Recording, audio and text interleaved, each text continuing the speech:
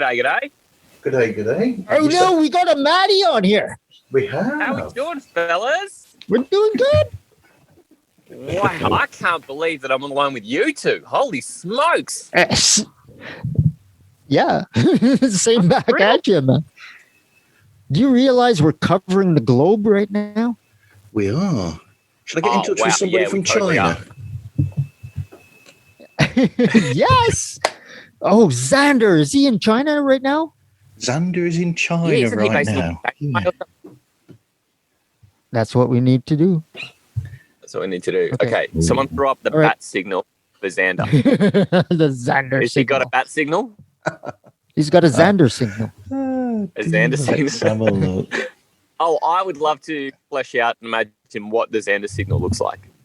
we should brainstorm. Write that down. Probably looks like Professor X's sign. So, probably. Yes, 100%. Oh, that's so great. Wow. Nice talking with you finally, Matty. It's wildly different times of day for everyone. What is it, evening for you, Marv? It's coming up to 11 o'clock at night now. Bloody hell, that's late. And then it's going to be 6 afternoon o'clock. for you, Bobby. 6 o'clock for me, p.m. Yep. Wow, and here I am. It's a minute to 8 in the morning. 1:20 in the morning. Matty is. Well caffeinated, as you can tell. It sounds like it, and that's a good thing. We're going to need it. Yeah. This is kind of in my natural state anyway, but I just wouldn't be most of this without that first coffee. You know, like it's just I don't know if I want to meet you without your first coffee. Could you imagine? I just don't want to. I've left a message with Xander and I'm seeing if he's awake. Got a real window. Oh, yes. Put out the bat signal to it. Yeah, I have. Well, look, hey, this is a real thing for me because I've sort of spent a little bit of time with each of you, but not a lot. And I get the gist of what each of your shows do. But like, where's the origin story for, especially you, Marv? Where does the origin story for your podcast come from? That's a good question. I bet you never get asked that, Marv, because you're always asking that. Yeah, he's always asking. But I feel like I've missed that. I have mentioned it a few times on the show when people have asked. Just that last year, you know, during all this business. What's that? Yeah, I just wonder how this brainchild comes to you. Because it's all one thing to go, you know what, I'm going to make a show about a subject. But then it's a completely different thing to flip it around and be like, you know what, I'm going to make the subject my guests. And I'm going to have a particular kind of guest. I just think that's wild. It would never occur to me. So this is why I'm so fascinated. Yeah, so last year, you know, during the COVID-19, I wasn't going to say it. I was going to say the incident. Make it sound like a Marvel thing, shall we? Yeah. Yes. Let's do that. Yeah, it was almost like, you know, a Marvel incident, wasn't it? Really. But during that, you know, wasn't able to go and see people, even though I was out at work, wasn't able to see people. And I'd always been, somebody suggested to me years ago I should try and come up with a podcast. So last year, as my 50th was approaching, I thought, I'll give it a shot, see what happens. And what can I do it about? And all the Beatles, there's that many Beatles-related podcasts around. I thought, well, I won't bother doing a Beatles one. And to be honest, I was going to do a Queen. I was going to do one based on the group Queen, and then suddenly noticed that there were already a couple of Queen podcasts as well around. And I thought, well, I won't bother with that. And so I thought, what do I love? And I'm always listening to podcasts at work, so why not do a show about podcast? And I actually had the stupid thought that I was the first, and suddenly, when I started, realised that I'm not to do that. But you are the original one to do it so well. I'm the only. You're number one in our hearts, though. Thank you very much. I'm the only one who does long form. You're welcome. The other ones they do short form, so under half an hour. They're all mini so. Other than is it my guest pod? He started recently as well, hasn't he? And I think he does some long form and some short. And funnily enough, we're doing a crossover soon. we're doing a crossover soon as well. Oh, that'll be great. That'll be so great. Which will be funny. I've got a couple of the shows that do this sort of thing, and we are going to actually. So there's a couple of other shows that do similar, and I'm chatting with them as well because we just think it's hilarious to go even further down the rabbit hole and chat to people about podcasts that already do shows about podcast. Right. Yes. And the greatest thing about it is that there's no competition. I've noticed that right away. Everyone here is helping everyone, joining in. I see a podcast like that's doing exactly what I'm doing. I'm adding him and becoming his friend. You know, it's a great community. Yeah. I've been saying that. Yeah, it seems like it. Yeah. I mean, Bad Council recently have taken that and stretched it even further, haven't they? Oh, Bad Council, fantastic. That collaborative show they did with the Tales from Two Blue Collar Workers, where they mashed both shows together and go, right, we're going to take elements from each of our shows and make it one show. Yeah. Instead of being like, you can be a guest on ours and we'll be a guest on yours. They're like, no, let's just do a full smash together. I thought that's so clever. Yeah. It's like, right. And they build everything into it. They take the calls while they're there. They have them answer it. I think that's amazing. Absolutely. Really clever. Yeah. Yeah, because Tim doesn't actually let them know what they're going to be talking about before they start. Oh, that's so cool. great. So I think I'd like if I met Tim in person. I think he and I get along just great. They are all great. Tim and I, we've got a lot in common. They are all spent great. a lot of time with Greg lately. I'm about to release a show with Greg tonight. In fact, a double episode with Greg where we talk a lot of American football. And a lot of nonsense too. He's fantastic. He's so wildly fun. Oh, he is. He's amazing. Yeah. I still think that's the coolest thing ever, Matty. Yeah, I still think that's the it's the coolest thing ever. An Australian podcast about an fantasy league American football. Thank you. It is. It's a mashup of a couple of exotic things, isn't it? Really, it is. It really is. Got a very narrow lane to exist in. Okay, so it's not American football, which is big. It's the fantasy aspect, so it's the really nerdy bit, and then it's not, the sea of American producers. No, it's this really, select group of weird little Aussies with funny accents. It couldn't be much more niche if you wanted it to be. No, you made sure there was no way anyone could copy you.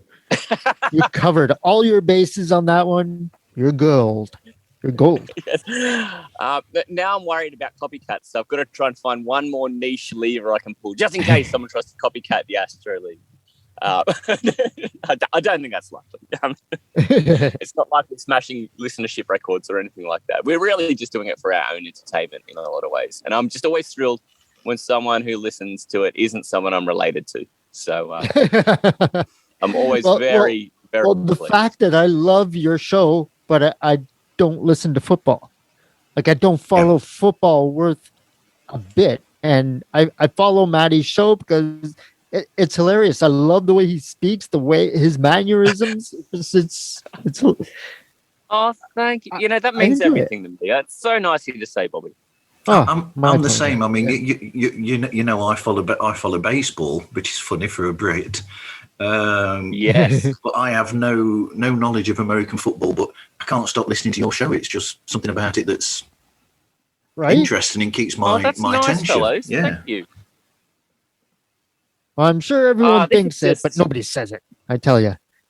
That's so lovely. Look, this is really a big booster to 15-year-old Matty, who was desperate to become the next great radio DJ in Australia. And things didn't quite go the way for me to follow that. So once I got the opportunity to pick up podcasting last year, when I found myself with a lot of spare time too, then this has really been sort of something where 15-year-old Matty's been kind of like living out this little fantasy of having my own show.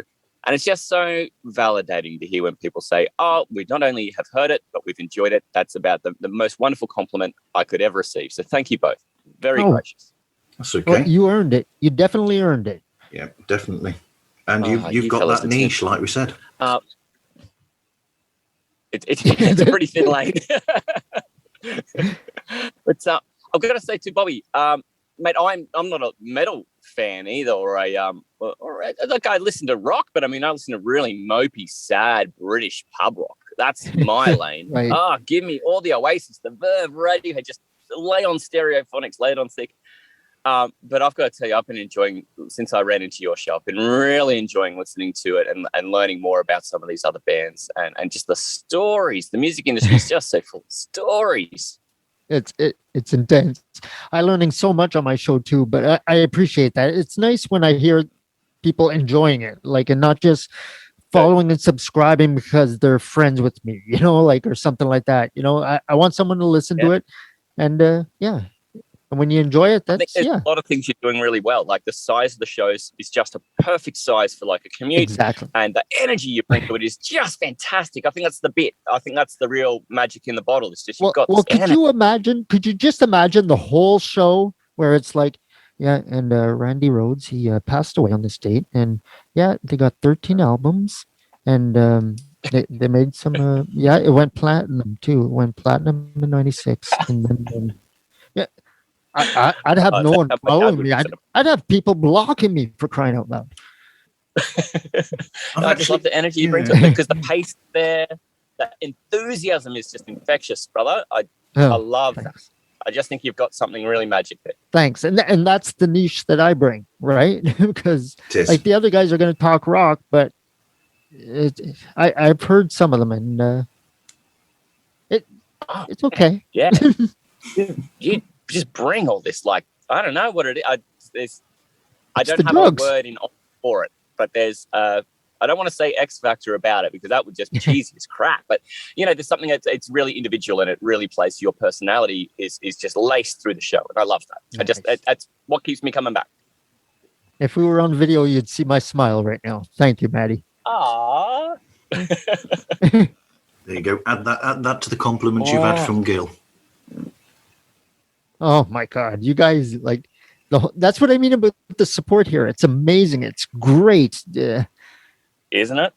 Oh my God, I can't get this on Facebook. This is not, like, I don't even use Facebook anymore. I signed up for an account. I don't go on there.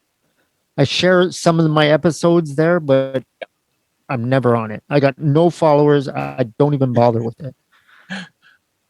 It turns out most of my mates are podcast community mates at the moment too, to be honest. Unless I grew up with you, then I'm probably not mates with you unless you're making a podcast at the moment. It's the community I'm in.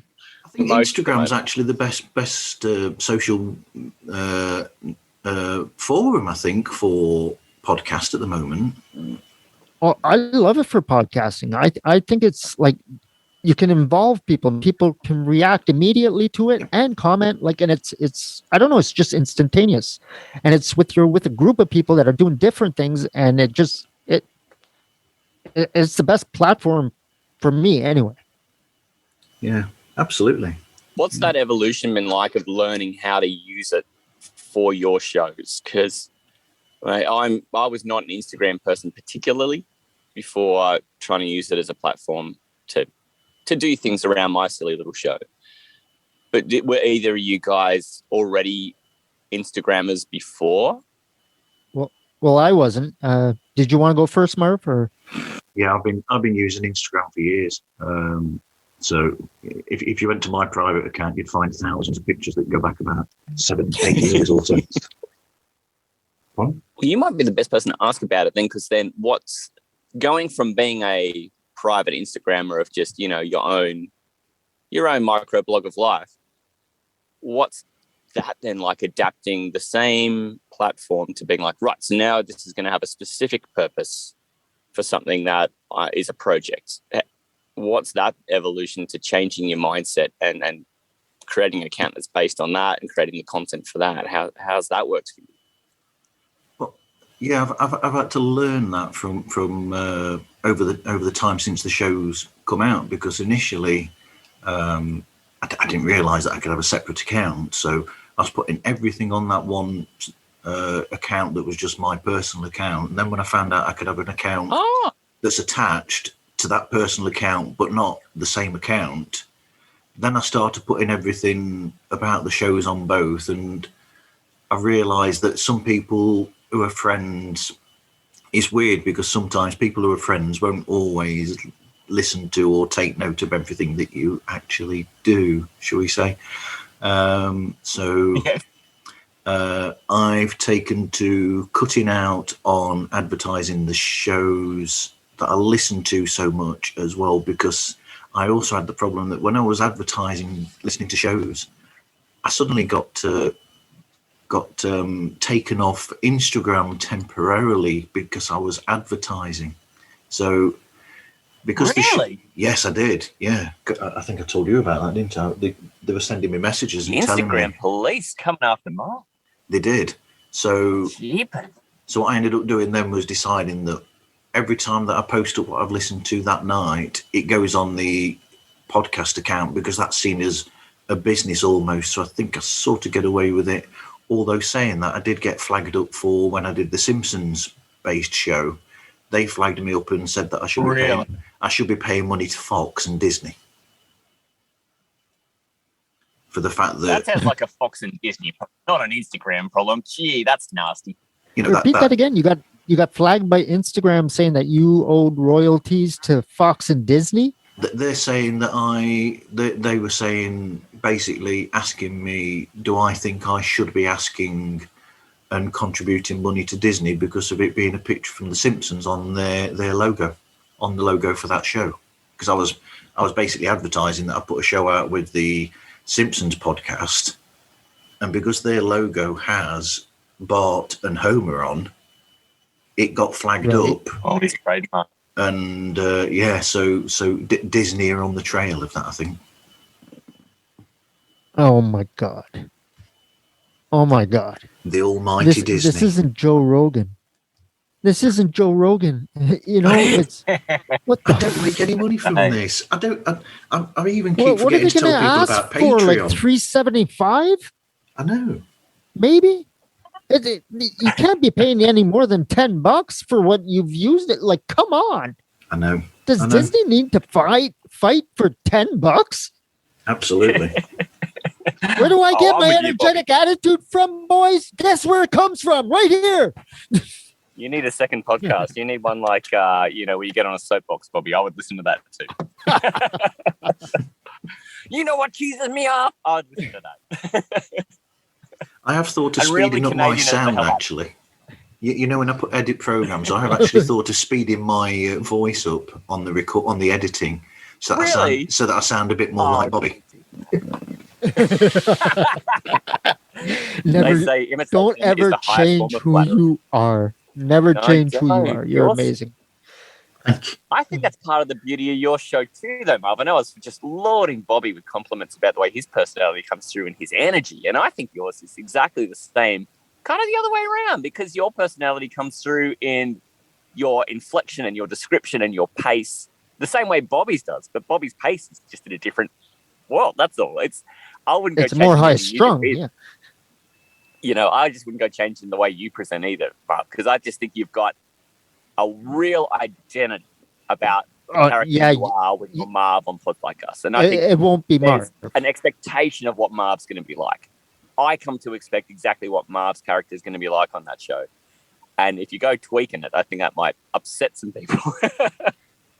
Well, I'm always interested in what people are talking about. So I will always give them space to get out what they need to say, and I'll always be listening because I'm intrigued in the subjects that they discuss.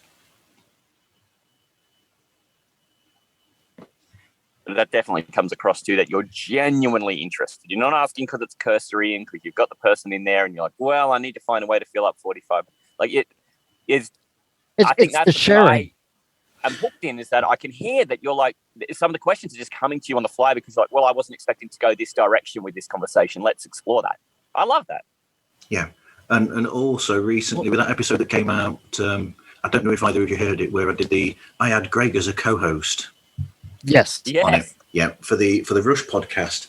And that has only got 6 edits all the way through it, which for me is quite that's something. Decent.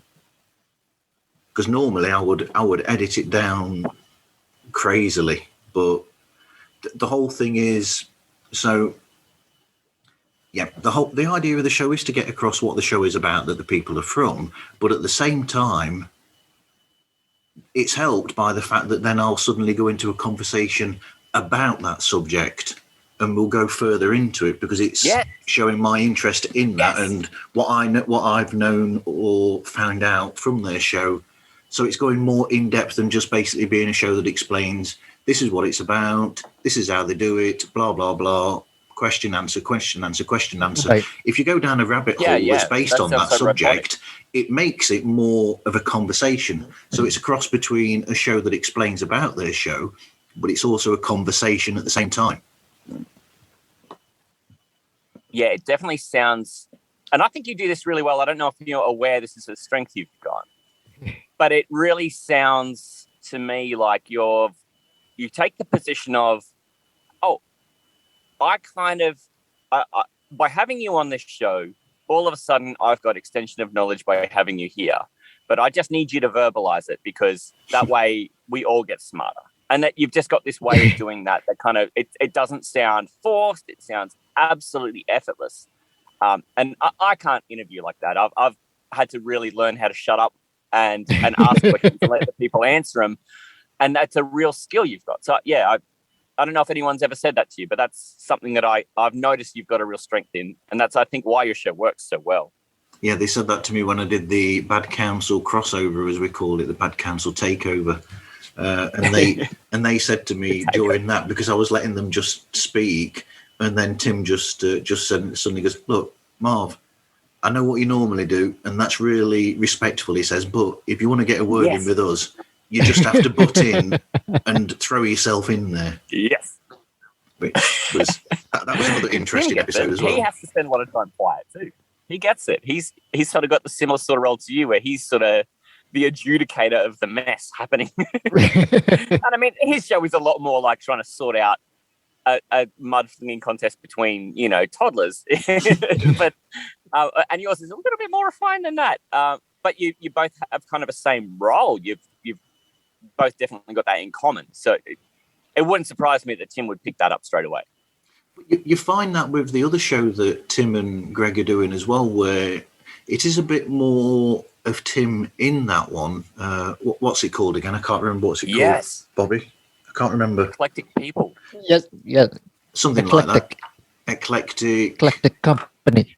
That's the one. Company. Eclectic Company. That's right. Yep. Sorry, I was taking a drag off my pipe. Sorry. That's okay. So, right. Got you at a bad moment.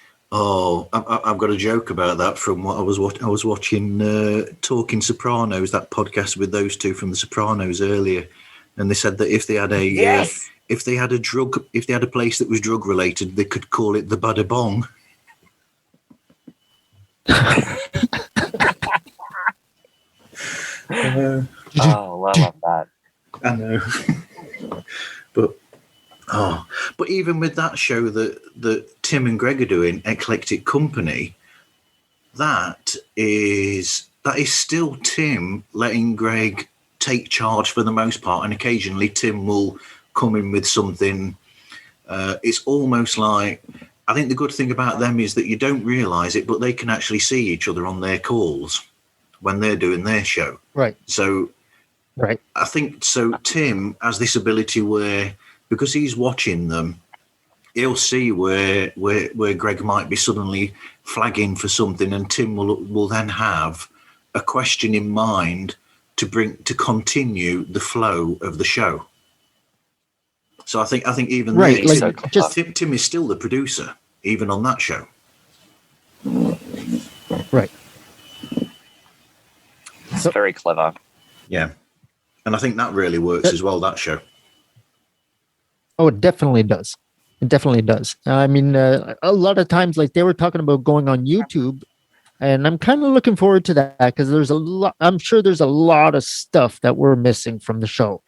A lot of the facial expressions, you can't beat facial expressions, right?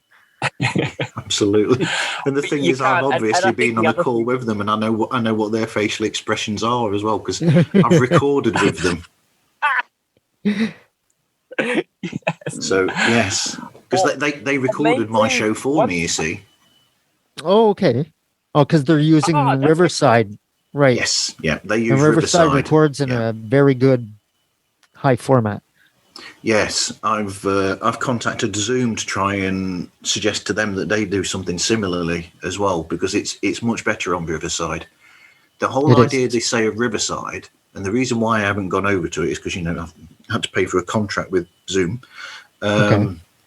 Otherwise, if I'd have known about Riverside, I would have gone for it, because the idea is that it records on each participant's computer as a temporary file.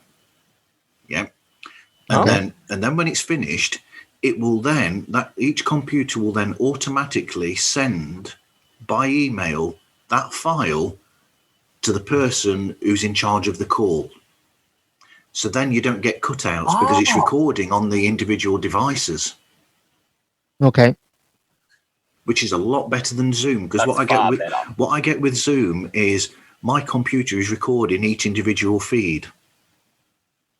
But even then, that feed is according to what my signal is based on, whereas Riverside, you wouldn't have a signal problem because there'd be no cutout, because your computer is recording you directly and locally. I wonder how much of a nightmare that is for editing then. Like, because normally it would fall, like as soon as you receive the files, you upload them and they should all fall into place. But what happens if one's off? What happens if one skipped somewhere? Like someone lost a signal for 2 or 3 minutes, and because I've heard them say, "Hey, we can't hear you on the mic." Yeah, remember that? There was a couple of times like that. Yeah, even just in the last one, the Bad Council guys were like talking about a delay and stuff. Oh yeah, where Jack was having a delay. Worried. Yeah. But I think he was actually just stoned. I'm a super fan of all these shows. You can just tell I'm such a super fan of all of you. Absolutely. But I think Jack was just stoned at the time. Yes, which is what Jack said. Greg is almost always stoned. It comes off that way too. That he just has this real time. Vince helps out, letting stuff marinate, and then he comes in with the hammer and delivers something really wild. I love that show. So do I. I do as well. What was that one? I liked that comeback of Katie's like that last time as well, where what was it they're on about? Yeah, we know you've got something about that. We know that there's more to Katie than a smile. And then Katie said the one, yeah, I've got boobs as well. Yeah. Brilliant. Oh, dear. So good.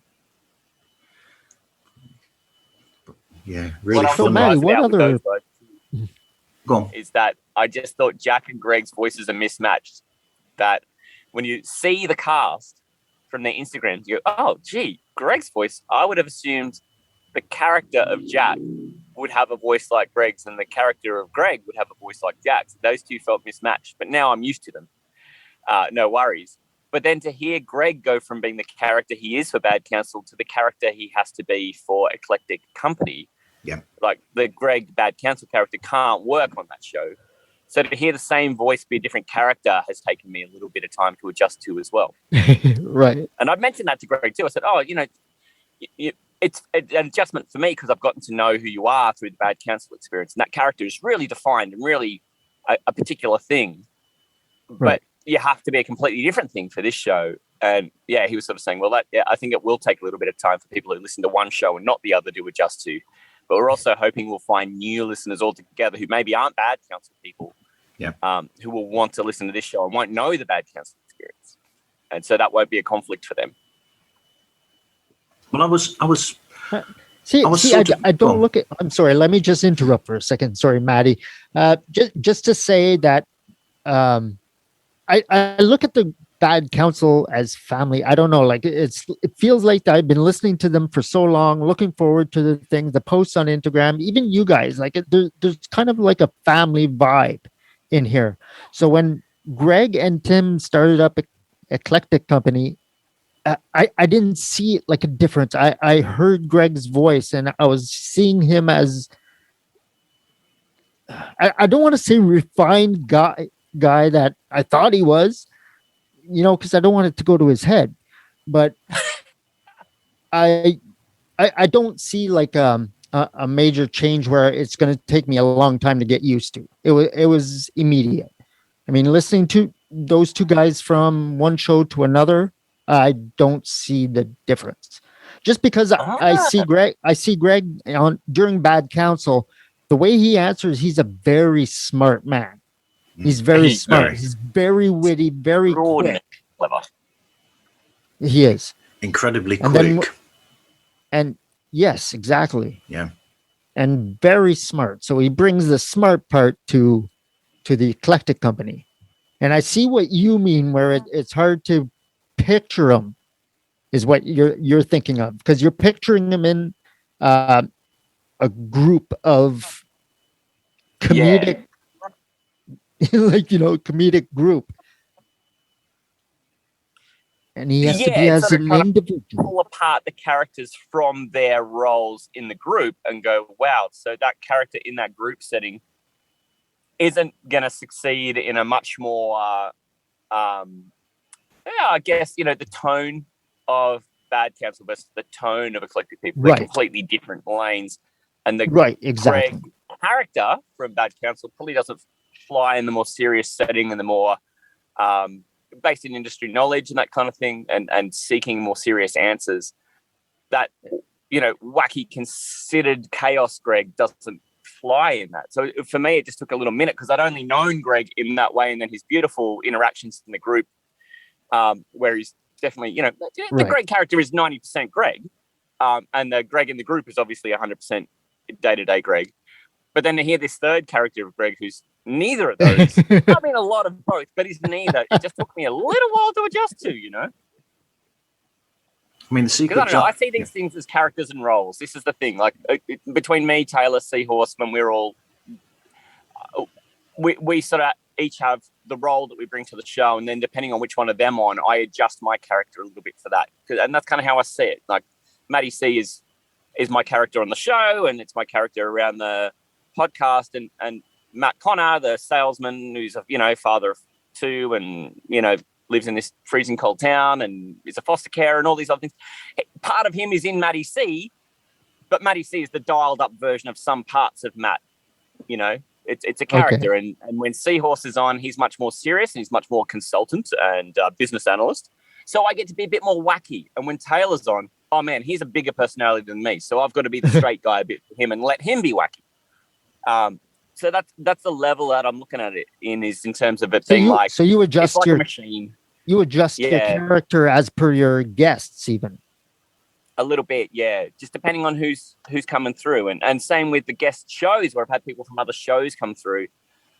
Having known what their shows are a bit like, and having got familiarity with people in group settings as well to know what their person is like, as well as their character from their show, then it helps me sit where I want to sit to make sure that it brings them out and make sure that I contrast with them. Because nothing's worse than listening to two people who sound the same, right? Isn't that horrible? This is so true. It's true.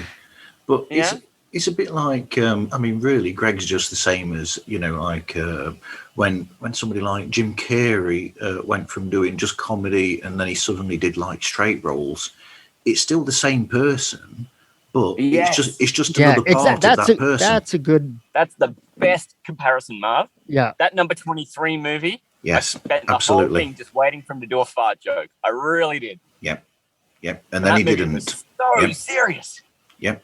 And it was almost depressing, wasn't it? Yeah. Just because he didn't do a fart joke, it's like, oh my God, really? It must have been like that. Yeah. It must have been like that for people like Robin Williams when he was doing, everybody was used to comedies, and suddenly he did Hudson by the River and all these straight roles, Awakenings and things like that, and people are like, yes, come on, where's the joke going to come? And there's no joke there, and so it's sort of the same. It's still Robin Williams, but it's just another facet of who that person is. Right. He's totally switched his character. Yeah. So that's the Greg complex I've got, is I'm just so used to the Greg doing the lane that he's in with the Greg Bad Counsel character and knowing what he's like in the group and having had one-on-one chats with him as well. But then to also see this new character doing a much more straight role. I mean, it's not 100% straight. He has a joke and a laugh in there on the new show too, but because that's who he is. But it's just the gear has shifted so far. Yeah, but sometimes the temptation is just so hard to be given an opportunity to drop a joke. You just, it's out of your control. You just drop it. Yeah. Oh, I'd have to. I love dad jokes, especially wordplay. I just can't stop myself. My wife tells me she's actually heard all my jokes too many times because she can predict what joke I'm going to make next because I just can't walk past it. I can't walk past it. That's the thing. The other half always knows you better than you think. Right? Yes. Probably better than I know me, to be honest. Agreed. Honey, what shirt do I want to wear? Honey, what do I want for supper? Already knows. What start time am I on today? I'm convinced my wife has never asked me a question she didn't already know the answer to. I'm convinced. Even that one where she goes, well, what do you want for dinner? No, she already knows what she wants. This is a test. Right? Oh, no, definitely. It's just to make sure that your mind is healthy and working properly. So you make 5 suggestions and you just see which one she raises her eyebrow to. That's true. That's the one, yeah. Yeah, I'm fully convinced. Never asked me a question she didn't know the answer to. But when I saw that they were doing the Eclectic Company show, it didn't really surprise me in a way, because to pull the curtain back a bit, that episode with the Rush podcast was recorded at the beginning of June. So, oh wow!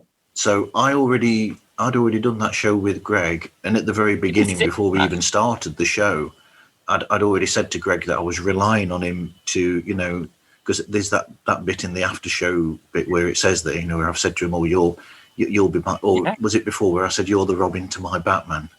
I said to Greg, and so he'd already agreed that he would be there and have my back through it, which is why it works so well. And there were so few edits in there, because his professionalism is amazing. Because people listen to Bad Counsel, but they don't realise that actually those guys have been podcasting for a long time. Yeah, because they were. I was stunned to learn how long they've been at it. Because they've been at it a good few years. Because they were doing 5 years. Yeah, more than 5 years. They were doing the baseball show for over 5 years before that. So there you go.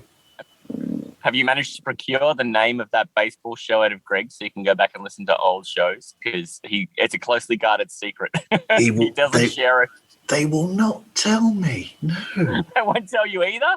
No. No. I'm banging down the door to find out because I want to go back and check it out.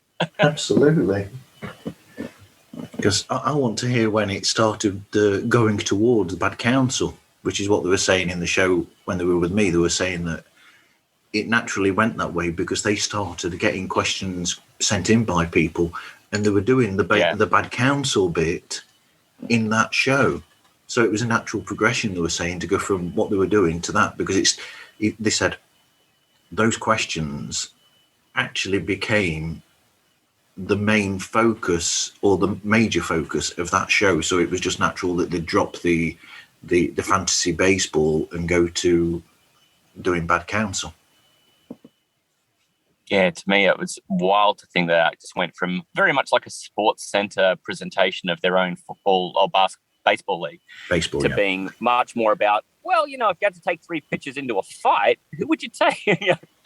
And thinking to myself, man, I'd like my show to end up a bit more like that, but it's probably just too early yet. I'm probably still very much in sports center mode for the time being. You just got to get a little bit more established. But I'd love my show to be a bit more casual like that eventually, because I'm about to get into the season's going to start in about a month. And then there's going to be much more raw data, nerdy shit with a side of nerdy shit. And a bit of picking on each other and interviewing the guys and watching them hang shit on each other a little bit. And then the season will be over. I'll have another 8 months to fill up of whatever I want. But I eventually, it might not be this season. It might be more next season. To introduce much more elements of we could talk about who beat who, or we could talk about, which linebacker's got the best mustache. I mean, I pulled that one on my latest show, didn't I? When I was talking to them about, I said to Steve, who's a baseball fan, I said, "Oh, what did you think of Mike Ford's moustache? With baseball." See, these are the important issues, Marv. They are. And then Steve said, you can tell me about ERA all you like, but I want a mustache question. But they were saying that they thought that when he got rid of the mustache, it actually made him a better hitter. Probably did. Just less drag in the swinging motion. Yeah. It not quite got the magnum going. Just a little bit more aerodynamic. Did his OBA go up? Is it OPA? I'm horrible with baseball statistics. I figure you can put any 3 letters together. That's an actual baseball statistic. And you can bluff your way through a baseball conversation by just throwing together any 3 letters you like and asking somebody about that stat. What's his PQT? His PQT went down, didn't it? Yeah. Run batting innings, yeah. Ribby, yeah. That's how they pronounce it. Ribby. RBI, that's the one. RBI. It's all about the RBIs? It is, yeah. I've just turned around to the expert next to me and asked her. Oh, you've got a brains trust. Now we see.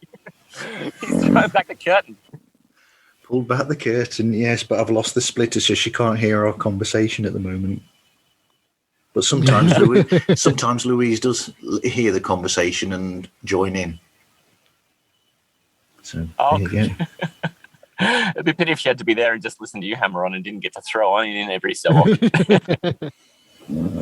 I don't get that many words in. Though. She's like, if you're going to do that, can you take it out to a different room, or can you go to the car in the driveway? It's annoying hearing you talk for 40 minutes in a room.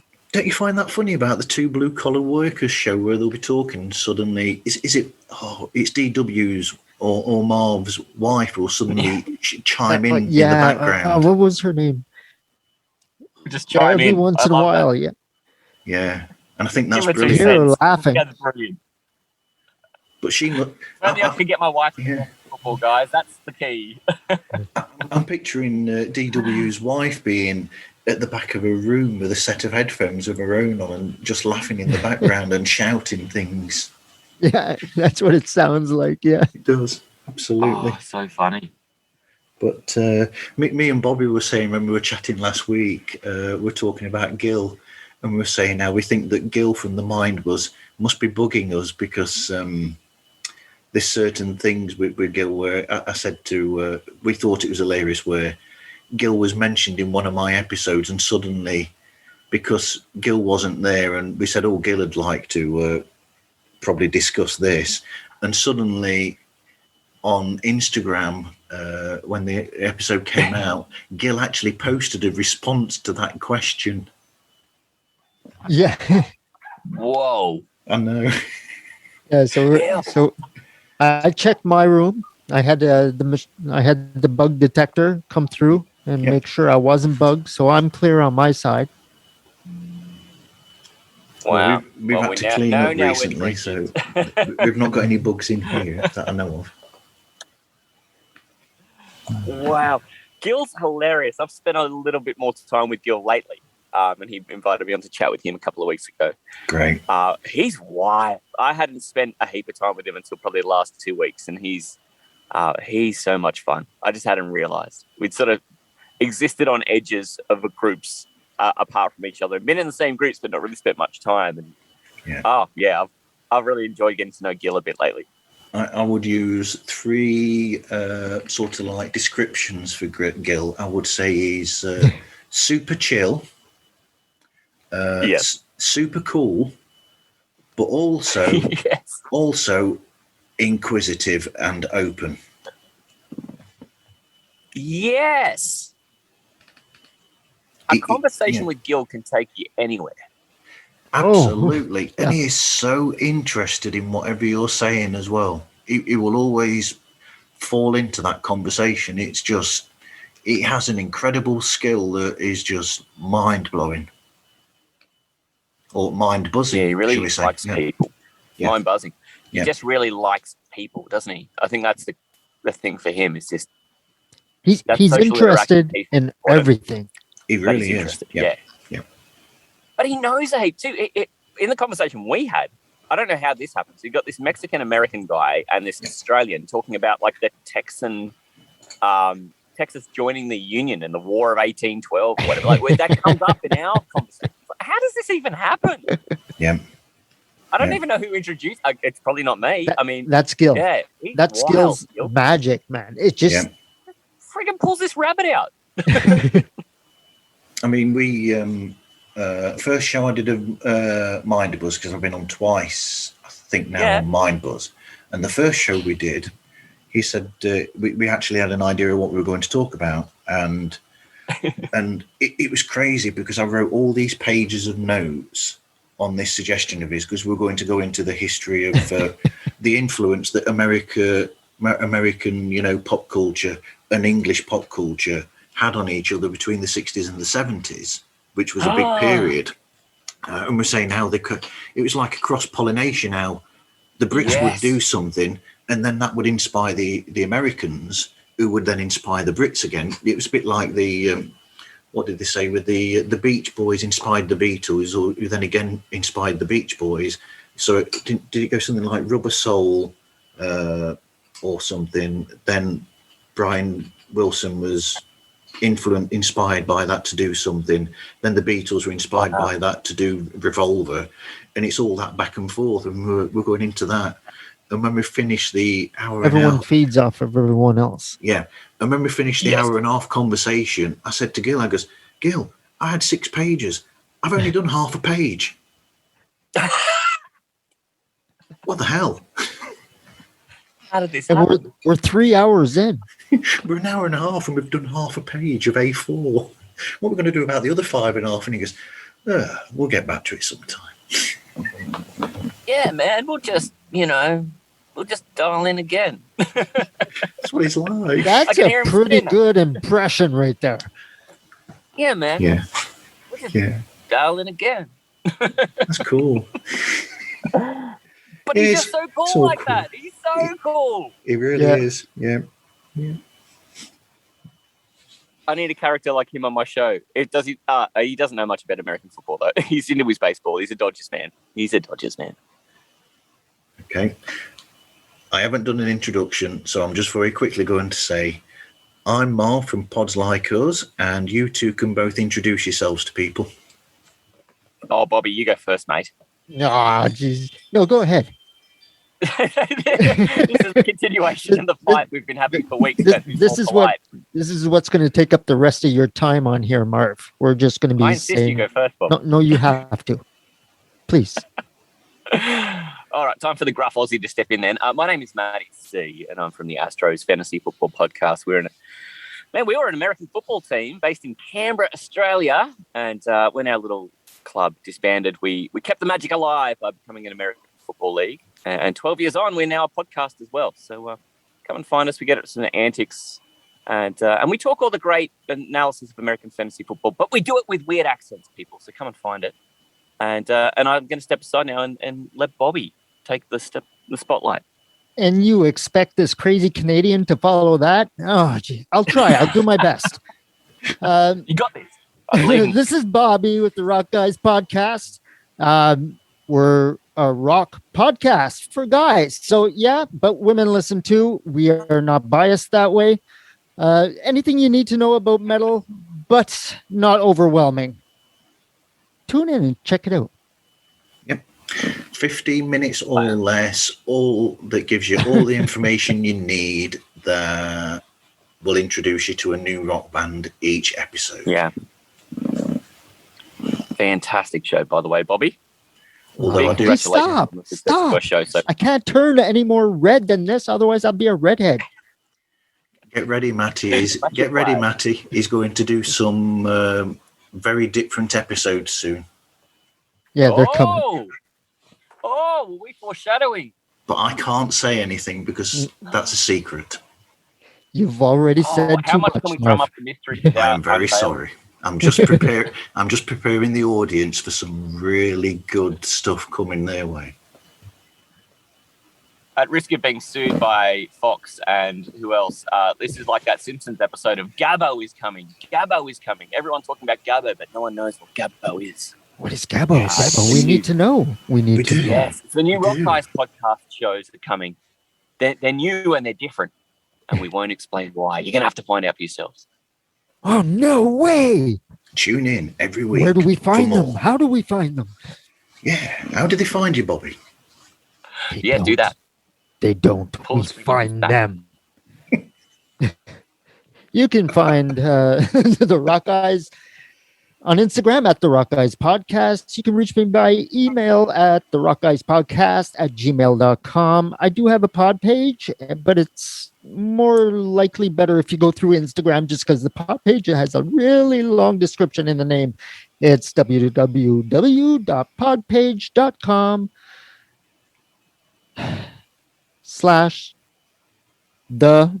dash rock dash guys dash podcast. So if you're ready to type all that in, you can go there. But on Instagram, there's a link tree that links you right there. So go. Thank you. Wow. And you can find feel like I me went on a at... full- Go on, Matty. What's up? Sorry. Oh, I was going to say, I feel like I went on a full journey right there with Bobby. That was up, it was down, it was slow, it was fast. Oh, Bobby. Right here, right there. Sometimes over here.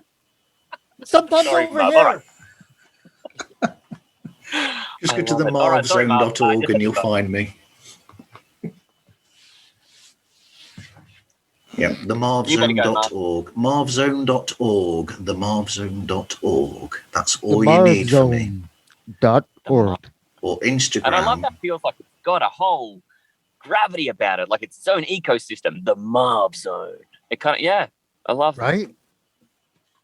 I was saying earlier We on, don't I need to sort that out actually because it's a few months behind on updates, and so that website needs to be sorted out. What about yourself, Matty? Have you got stuff online? Oh, are you ready? This is that. I loved how Bobby did this too. It's almost like pulling a string on the back of a doll that's got a pre-recording. You can find us on Facebook and Instagram. I've definitely got one of those. You ready? Pull the string.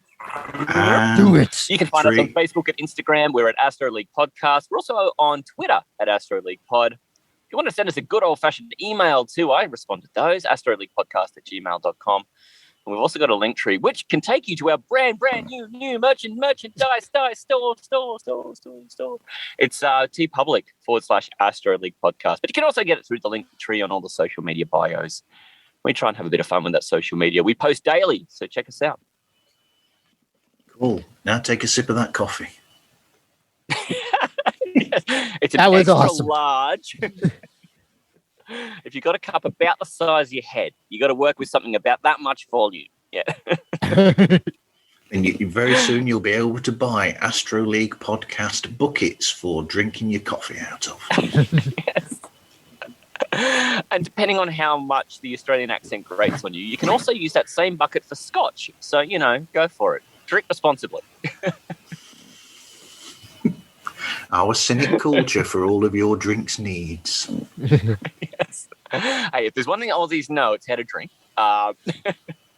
Sadly, my background is Irish, so yes, probably not. The Irish drinking is, it gets a bit wild. It's probably not as sociable. It starts out sociable and ends up in bar fights, I guess. I don't know. Yes. I have an Irish background as well. Oh, I have really? Yeah, I do. But I don't drink. We'll have 3.5 drinks together, no more. No, and this is odd too. I've recently given away grog as well, and mate, it's amazing how fast you feel great. Better? Yeah, man, it's amazing. Yeah. I was lucky I didn't go down the wrong path, but I think if I would have continued, it can be a slippery slope. Mate, same. I love a good beer, and I'll love a bad beer. I mean, the problem is I don't drink it because I don't like it. But a social it's beer. amazing just how much you feel quickly once you put that away and you do other constructive things. Because I'm a runner and a walker in my spare time, and changed the diet a bit and respected my sleep a little bit more. And now I only need the one coffee in the morning. So yeah, sounds good. That was a good thing too. I used to go through 2 pots in the morning before I left for work. Yes. Stop at the coffee store with two extra large. Bring 2 extra large coffees to work, and at noon put the other one in the microwave. It was getting pretty bad. Boy. And then, man, one day my heart just started beating like hard and fast. And I'm like, whoa, what is this? Like, there's the moment. I said, all right. Yeah. So I cut out coffee completely. I went down to 1 cup in the morning. I had to have, for a little bit, I had to have like the one at noontime. But other than that, I was okay. Yeah, exactly. Because my system had gotten so used to the caffeine, I actually crashed a lot quicker than someone who just has a cut. Eh? Yeah, you got to ease off. Take it. Oh easy yeah, going for off sure, caffeine. for sure. Otherwise, it'll make you sick.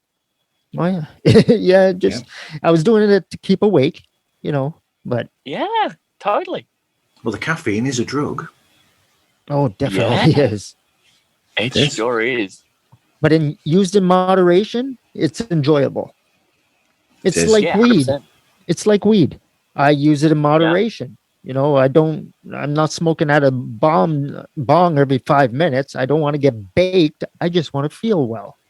Yeah. It's like the people who drink still take that beer after work or that, the liquor after work or whatever. Like, it's cool. Nightcap, whatever it might be. Yeah.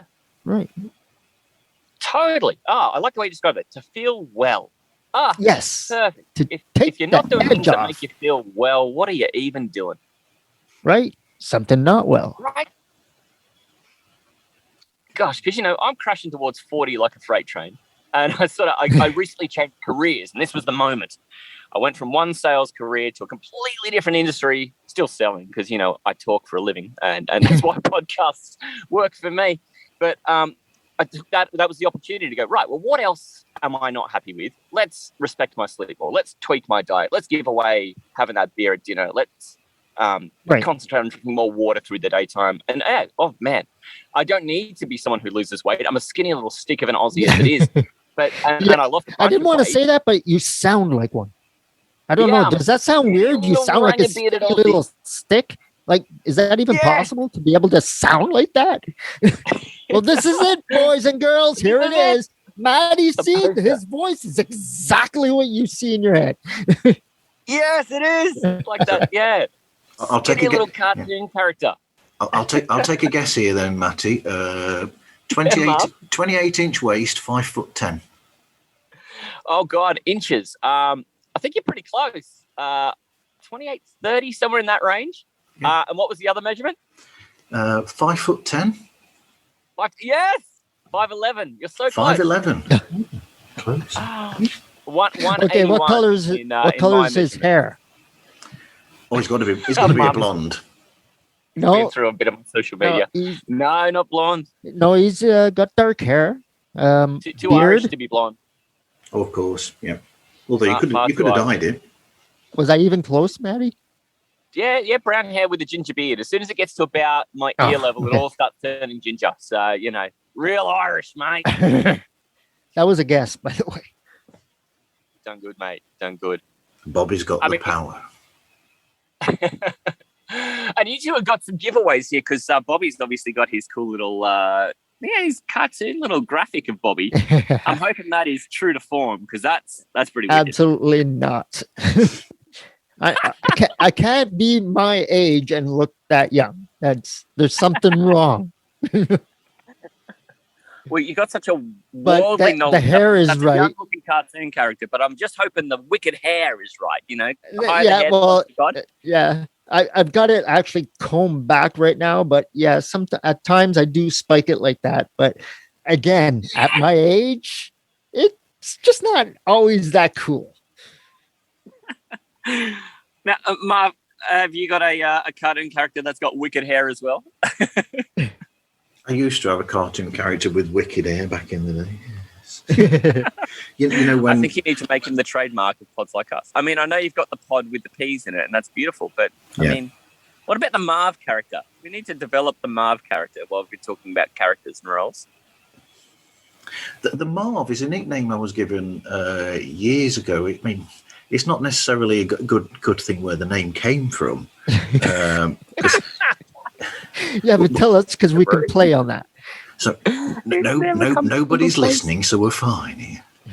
It's just us. It's just us and the door. That's it. It's just us, the door, and the 2 or 3 listeners. So, yeah, when I first worked in a recording studio as a tape op and admin, I was a bit shy, unbelievably, and so really? I know. So one of the person in charge of admin nicknamed me Marv after Marvin the Paranoid Android. Oh, really? Yes. So I've got something in common with Radiohead there, then, I suppose. Wow. That is not the Marv I would have thought you got the Marv from. I was going all Looney Tunes all the time. I'm like, there's a story here about being kind of a fish out of water or something. That's why I kept it, is because of the Marv from the Looney Tunes with the... there's supposed to be an earth-shattering kaboom. What happened to the earth-shattering kaboom? It's a little easier to describe to people than the Paranoid Android, isn't it? It's much better than that. And then you got Marvin Gaye as well, who I think is one of the greatest soul stars of all time. Excuse me, gentlemen. Can you give me 10 minutes? I just got to take care of something. All right, I'll be right back. Okay. You're right, mate. I can just imagine you describing this the way it's meant to be, though, Marv. Like, so, okay, guys, picture this. It's the mid-90s, and there's this really, really sad-sounding British rock band. Yeah. Setting the table for you, get the nickname. That's what I should have said. I should have said that all the years. I should have said that all these years. Yeah. All these years. Yeah. And just really start putting people to sleep the moment and make them regret asking. I'm turning this into bad counsel. I'm trying not to turn this into an interview to discuss Astroleague Podcast so that I can still get you on as a guest. You can ask me some questions. I'll give you vague answers. How about that? But vague answers aren't in my wheelhouse. I'm a specific answerer. I'm so sorry. So what are you like on rugby then? Well, Aussies, we've got a few different things we call football, and rugby union is definitely one of those 3 things. Rugby league is the more prominent of the rugby codes in the part of town I live in. And it's really the breakup there is that the rugby union is a bit more the white collar, the private school boys. The rugby league is a bit more the blue collar, the workers' boys. But I got good exposure to both. So I'll watch the Wallabies, be really patchy and hard to know if they're going to play well or play horribly. Yeah. But really only the national team. I don't have a club team here that I really follow, even though the Brumbies are the local team in my town. I don't tend to watch the provincial stuff. Just the national team. I'll pull for the Wallabies. Do you have a club team that you get your weight behind there, Marv? I don't really follow it that much. I mean, I like rugby, but it's funny actually. We have a rugby club that's about 3-4 minute drive from here, don't we? I think, yeah, but don't really follow rugby teams that much. Although I do think it's a much better sport than should we say soccer or football as we call it over here. I agree. Yeah. Sorry, I'm back. Yeah. That was a quick 10 minutes. Yeah. I think rugby is a much better sport and a more interesting sport than soccer / football, as English people call it. It's more intense. Yeah. Yeah. Absolutely. Well, I think that depends on what you're expecting. And go with me here. Yep. I will watch the full 90 minutes of a 0-0 draw in soccer because I'm on tenterhooks the whole time. And the reason I'm on tenterhooks the whole time is because to score a goal, it's 1 point. It might happen once in 90 minutes. It might happen 7 times. You don't know. Right. But each time one happens, either someone does something uncommonly kind of magic or someone does something uncommonly kind of calamitous and equally entertaining to me. I don't even care which one it is. The jumps, the acrobatics that they do. Step over, dribble to beat a guy and then slot it past the keeper, or just a defender falls over doing something stupid. Or I'm entertained by both equally. So it doesn't really matter to me which one happens to score the goal. The lead up to the goal. It's hard to get a goal without something like that happening. You know what I mean? Oh, yeah. The lead up to the goal is always intense. It's not only the actual goal, because the goal you see it coming. When it hits, it's not important anymore. You're still focused on the whole play to get there. right? Because so much has to go right or wrong. Oh, And I definitely. think both are entertaining. So that's why I'm still, and I won't watch, two crappy Aussie clubs you've never heard of. I'm not watching A-League soccer. No, I'll watch the Champions League or I'll watch internationals because, I'm just not willing to sit through that to watch kind of on a more amateur level. But when it's the better players and an inch feels like a mile at that level, I'll watch that. Right. Now, have you ever gone to see a soccer game live? Yes. Okay. And they're okay. Now, well, it depends on the group again. Like you said, if you go see a college league soccer game, it's okay, that's cool, whatever. But when you get to the big leagues, it's a different story. 100%. Where I grew up, different.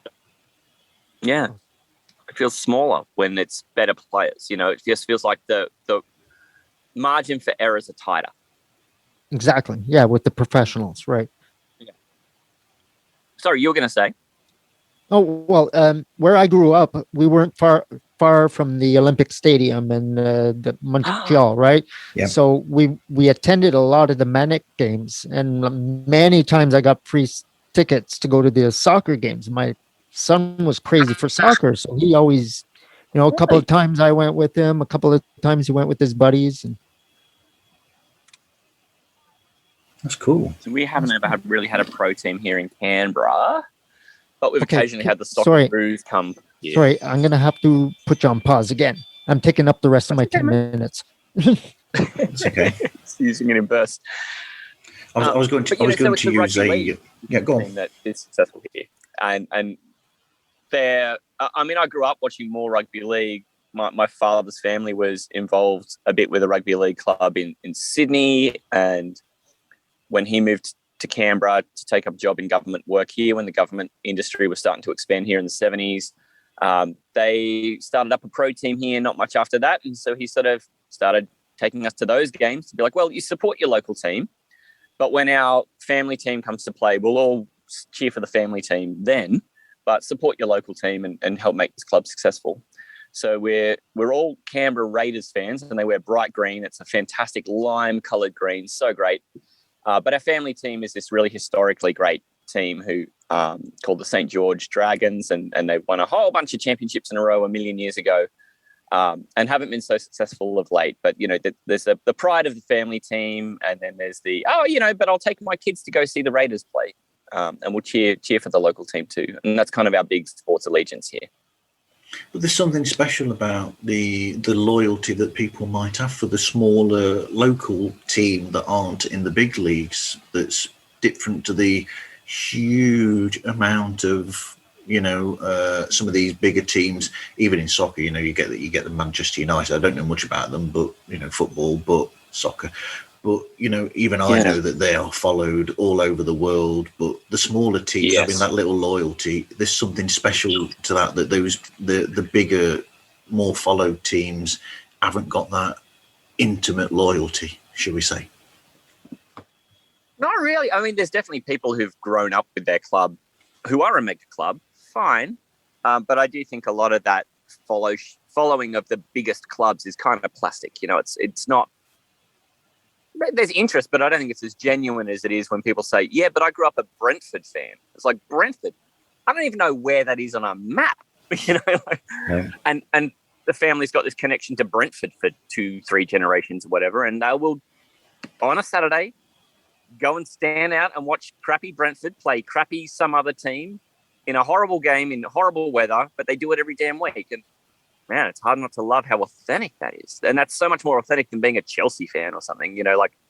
That's who I would say my allegiance is toward in the English Premier League, just because I liked the name. And when I found them 10 years ago, or 15 years ago, they weren't terrific. And I'm like, yeah, well, you need a fan. But maybe I would have been better off picking, I don't know, Sheffield Wednesday or something like that. Maybe I would have been better off picking a lower league team. I don't know. It'd be probably something more authentic about it. 9:59, 10. I'm back. He's back. All right. He's back. Did I miss anything? Only me talking. It was all me. I missed everything then. You'll be able to hear it soon. I might put it out this Sunday. Ooh. Oh. Ooh. No editing, I don't Hey, think, I at the moment. can let you guys in on a little secret I got going on. Go on. Because since this will only air afterwards, I'll be covering Warrant this weekend. Ooh. No way. Yeah. So, I'm excited about it. so That's while you're fantastic. recording it, will you be eating cherry pie? Yes. Sweet cherry pie. Of course. Is there any other? That They're already an little era amazing of band. glam rock was so fun. Oh, It was the show. It was all about show, right? It really was. Yeah. 100%.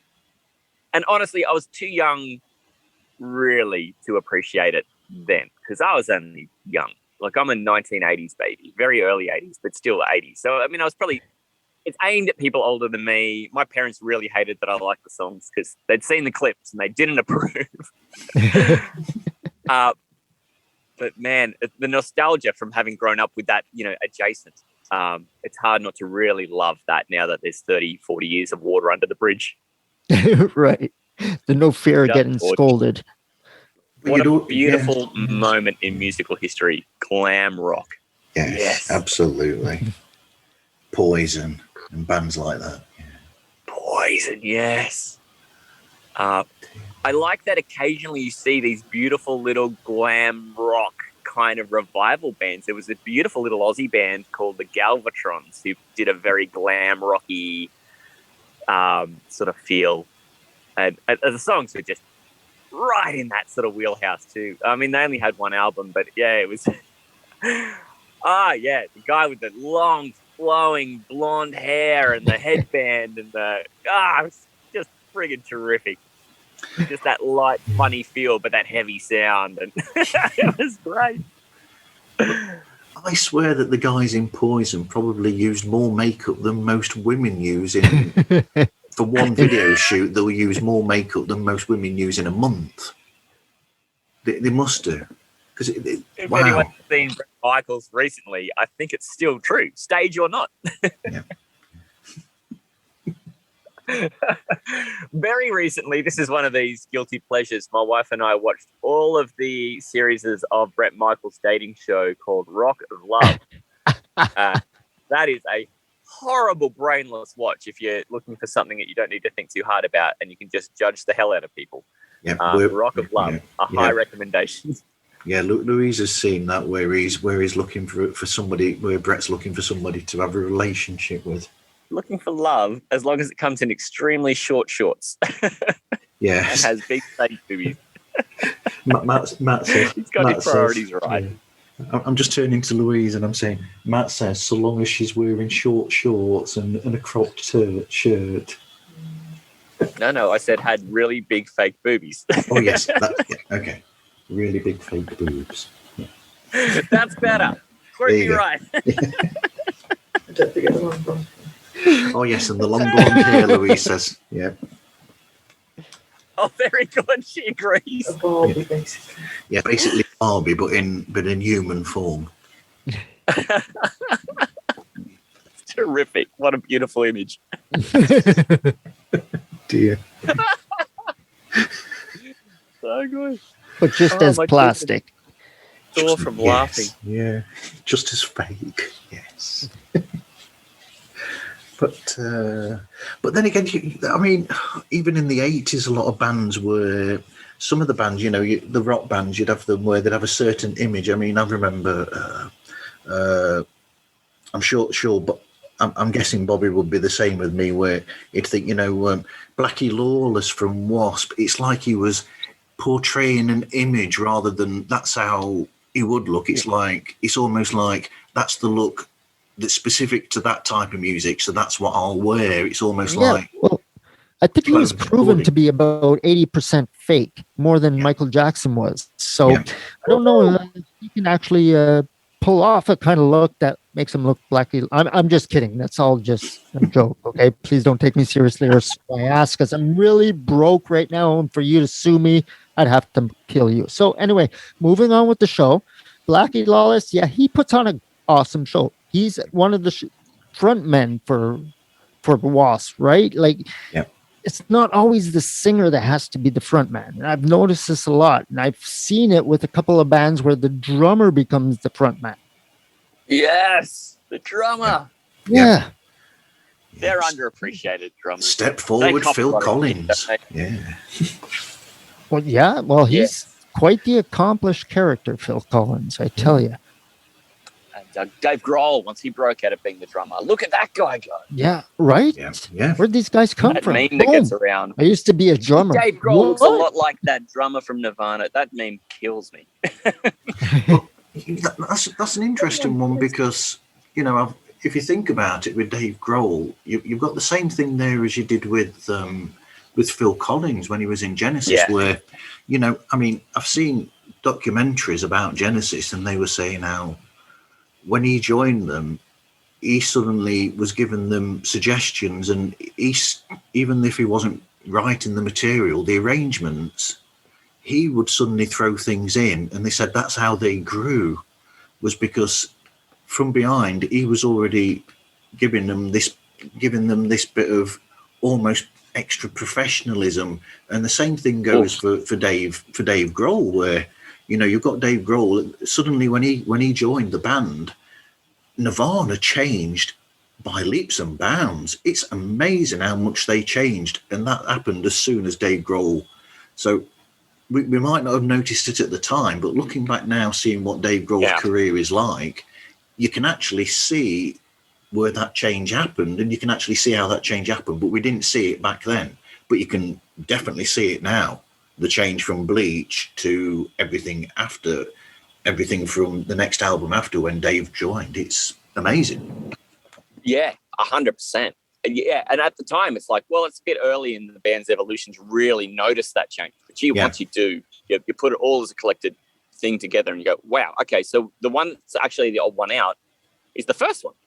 Yeah, that's actually the one out. Yeah. Mm. Yeah. So interesting. And Dave Grohl's such a funny character. You can just have a good afternoon watching Foo Fighters video clips. I mean, that's just a good afternoon. Yeah. They're so clever and funny. Just he's so self-deprecating and funny. Yeah. But yeah, so like I said, it's the same thing, where they were saying about Phil Collins. So in a way, it must have been the same for people back then. Because I wasn't taking much notice of music back then. I was, in a cot at that time.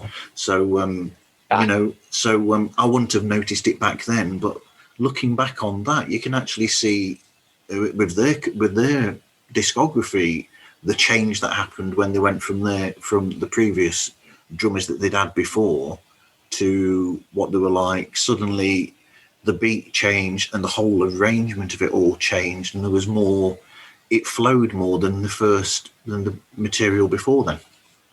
Yeah, it just added a whole different layer of polish almost. Yeah. Pulled stuff together a bit where it felt a bit clunky and disorganized.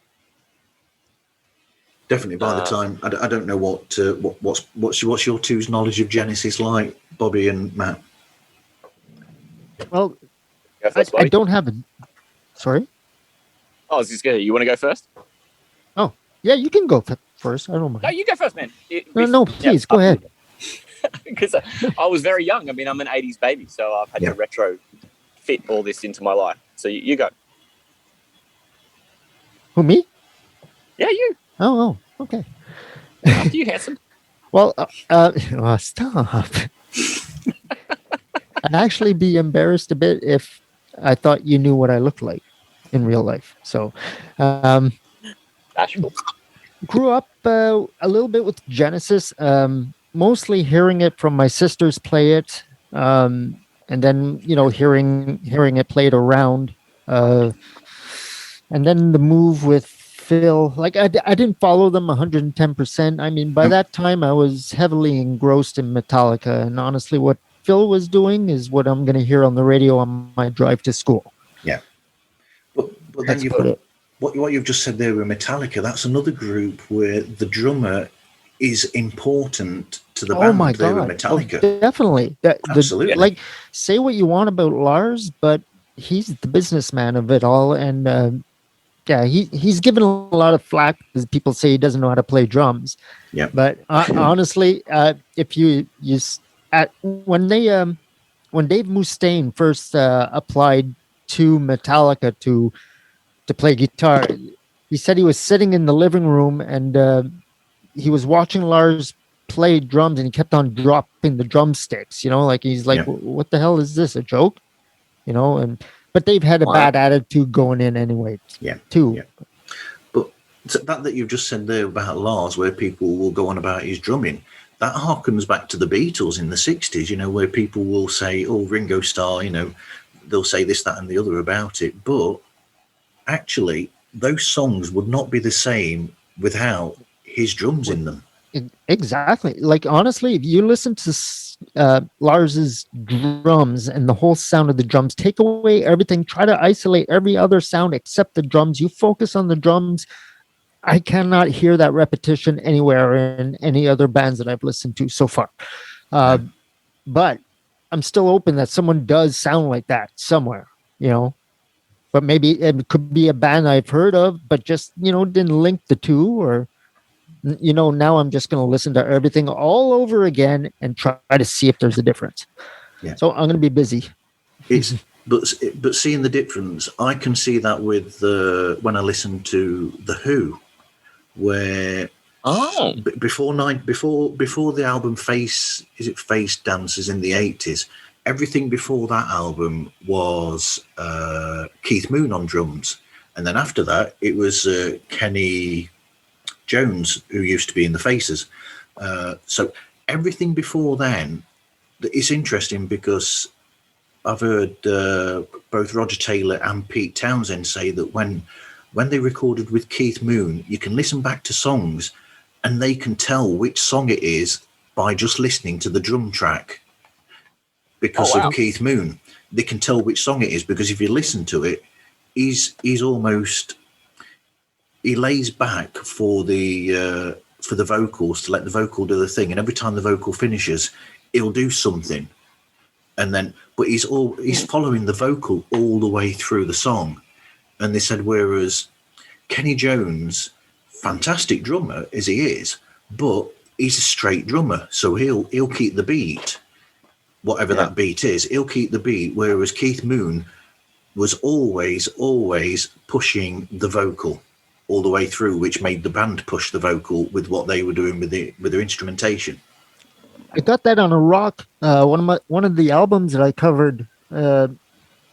I remembered reading that, but I can't remember. I'm trying really hard to think about what the band was that they actually, like, they switched drummers, and it wasn't like one wasn't following the voice properly, and because that's what rang a bell when you mentioned it. I remembered reading it in my research, and I don't know. Wow. I must have included it in the episode, but I don't remember it. Anyway, you did. So yeah, I can't remember what it was either. Which one? So they just want to keep it up. Yeah. That's such an interesting thought, that the drummer's job, so you are kind of the metronome for what happens around you. But the idea that, no, the better drummer is the one who isn't just functional, but also has a role above that. That's really interesting to me. I'd never sort of thought about it like that. Because really, if you look back, I'm going back to the Beatles again with this one, with a suggestion where if you had songs, you look at songs by the Beatles like Rain and Ticket to Ride and also Tomorrow Never Knows, those songs, any other drummer would just do a straight 4 on the floor drum pattern for that. Yeah. But that's not what he did. Ringo didn't do that. He did something completely different for those songs. And it is actually it's actually what he did on those songs that gives them that hook that they wouldn't otherwise have. Right, because it would just be like a repeated song right through the album. Yeah, it's the same tune. Yeah, it would basically be a human drum machine. Right. Wow. So that's right. I'm now thinking my way through back catalogs of bands that I've got a lot of music from, and thinking, I need to re-listen to all this from the drummer's perspective. I'm not a musician, but I think one thing that draws me to music is that I'm an analyst in my purest form, and I like breaking things down and building them back together again. And that's why I like sales, because it's all analysis and then pointing out where the weaknesses are and where the strengths are. And I like listening to my music that way too, break it down, build it back up so I can hear each element. But I've never really listened to the elements in terms of what's pulling what.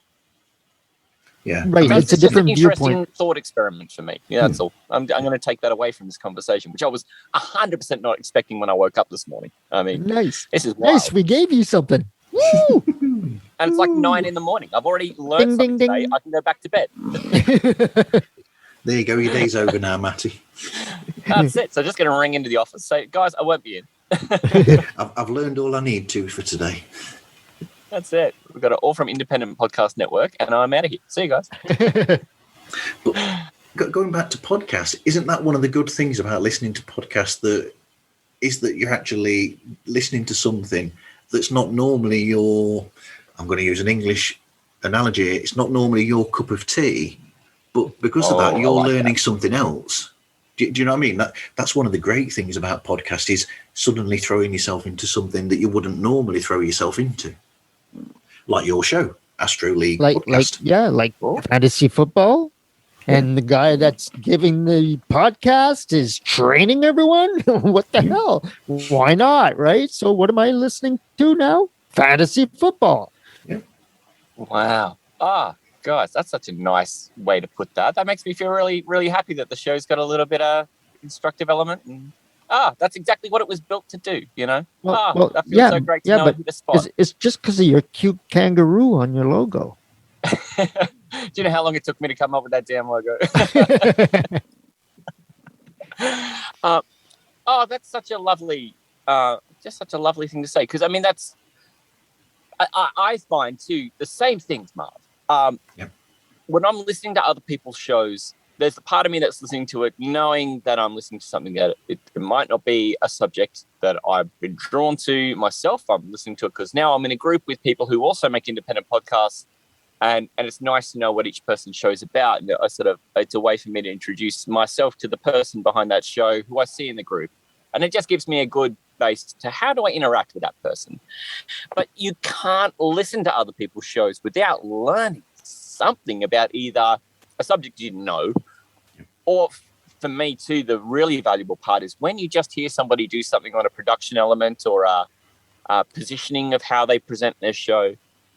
And whether it's something I can use or not, it's just all super knowledge to have about, well, I can hear how strong this person is with the way they interview and the way they tee their person up to their question. Maybe that's something I could learn a little bit from when I'm asking people questions. Yeah. And bring it back to your show, right?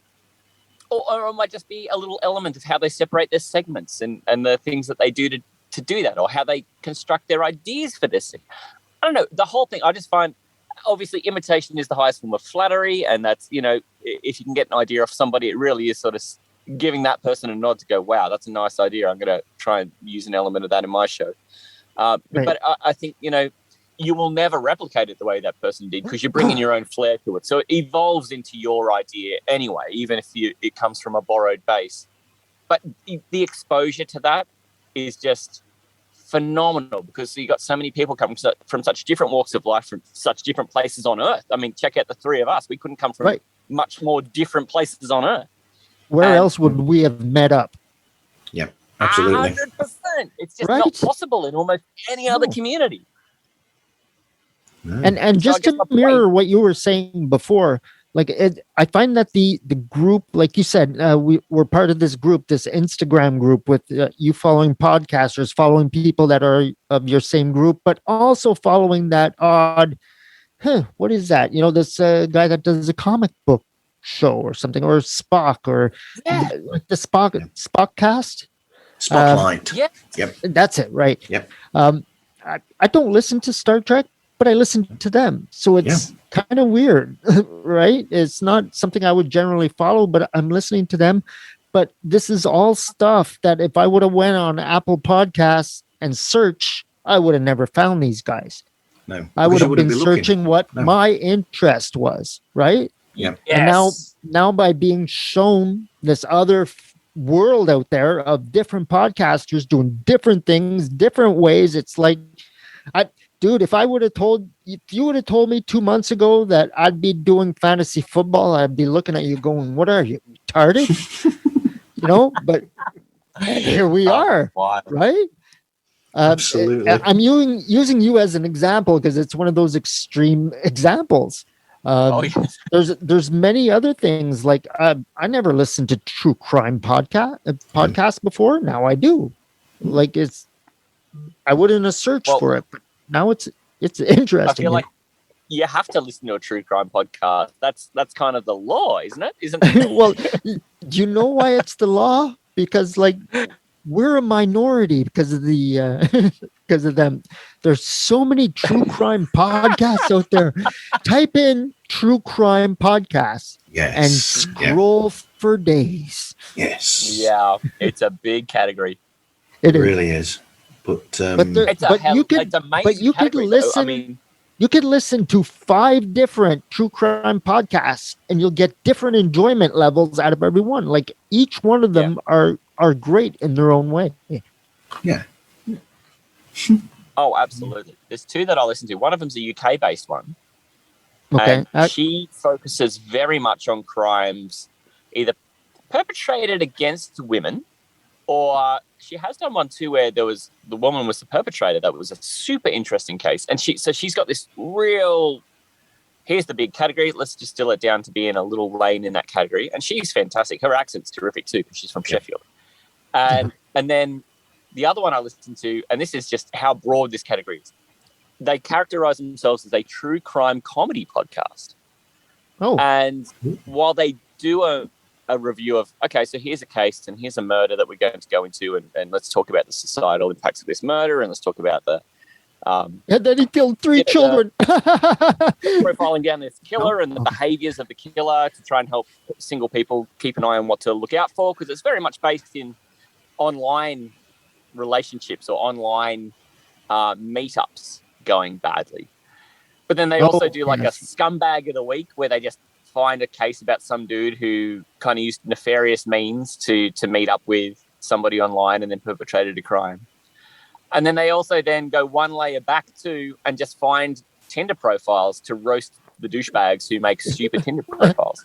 That's a 3-layered podcast that starts serious, gets a little less serious, and by the end it's just a rollicking laugh about douchebags filling out Tinder profiles they think are impressing people, and these 2 women picking them apart and just laughing at the douchebags. It's terrific, really terrific. So this is the breadth of the category, is that those 2 shows couldn't be much more different. Sophie's is so straight and very fact-based, and then Shayna and Liz do this wild show. It just gets wilder as the hour goes on.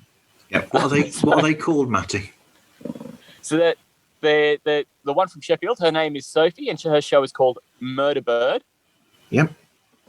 And then the other one is they're 2 ladies from the east coast of the US, and their show is called You Should Have Ghosted, which I think is even funnier. I've saw them scroll by. Yes. I'm pretty sure Have you come across them? On my list. No, I haven't checked them. The media person is a riot. She's a riot. You should have ghosted. Yeah. Actually, I knew think that sounded I have. familiar. I knew that sounded familiar. I've heard one episode of theirs, and I've got another one teed up for Thursday when I'm back at work Thursday night. Have you? Oh, I can tell Liz. She'll be so impressed that you just found her and started listening. She'll be so impressed. Yep, because she was on a recent episode with you as well. Yes. Of I've got another Astroleague. one coming. Yes, that was my big bumper end of season podcast with Bub and Gob show as well. Yeah. I grilled them on Aussie trivia. That was But, was the best hour and a half of my life. While we're suggesting true crime podcast, there is one. Yes. There is one. A fellow Australian, countryman of yours, or country lady actually. I can't remember her name now, but she does a show called Unknown Passage. And her show is all about people who've gone missing. And so she's a journalist in real life, this woman who does the show. So she researches and gets whatever information that she can and puts all that into her show and all the information that she's got.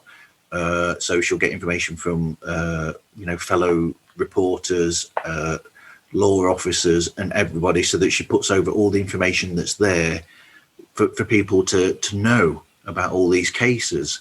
So there's that one, like I said, that's called Unknown Passage. And then there's this fascinating one I came across that's called Rewriting Dad.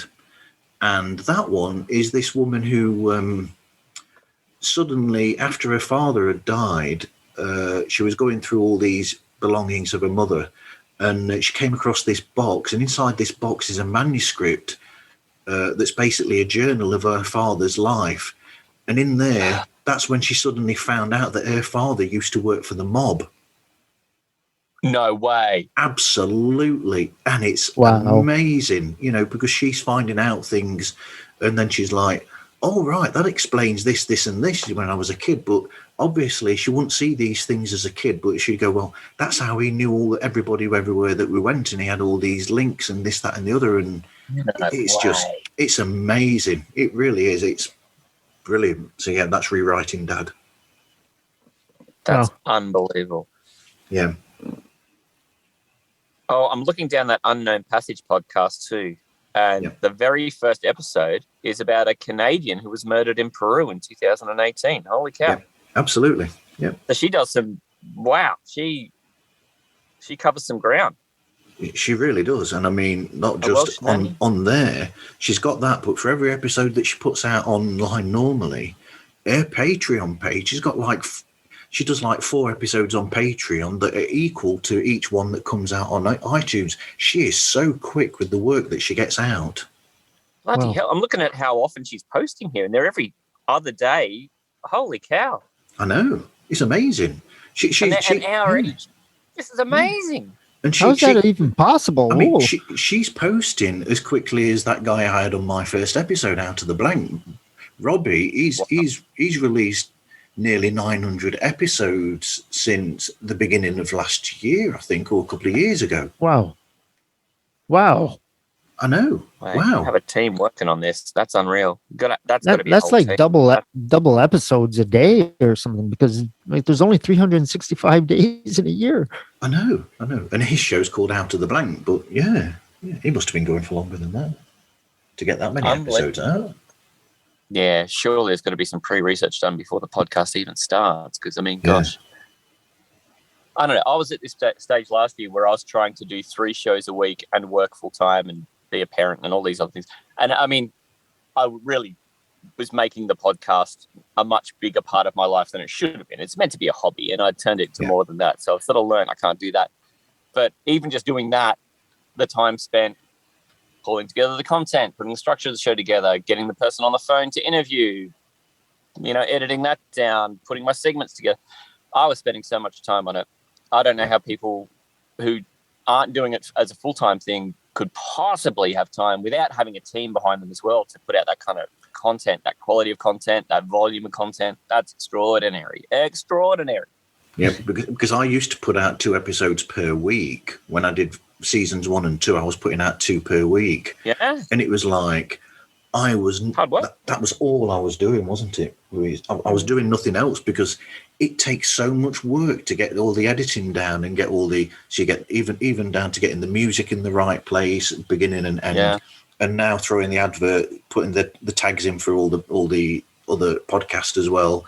They've got to be worked in there as well. So there I'm having to work out where is a nice clean place to break a conversation up to get a quick 10 to 15 second promo in there. Yes. And so even that's time consuming now. So I'm really glad that I've knocked it down from 2 a week to 1, because 2 a week was a killer with 70-hour, working 5 days a week, 70 hours. And then you've got to fit all that editing in as well. It's a crazy thing.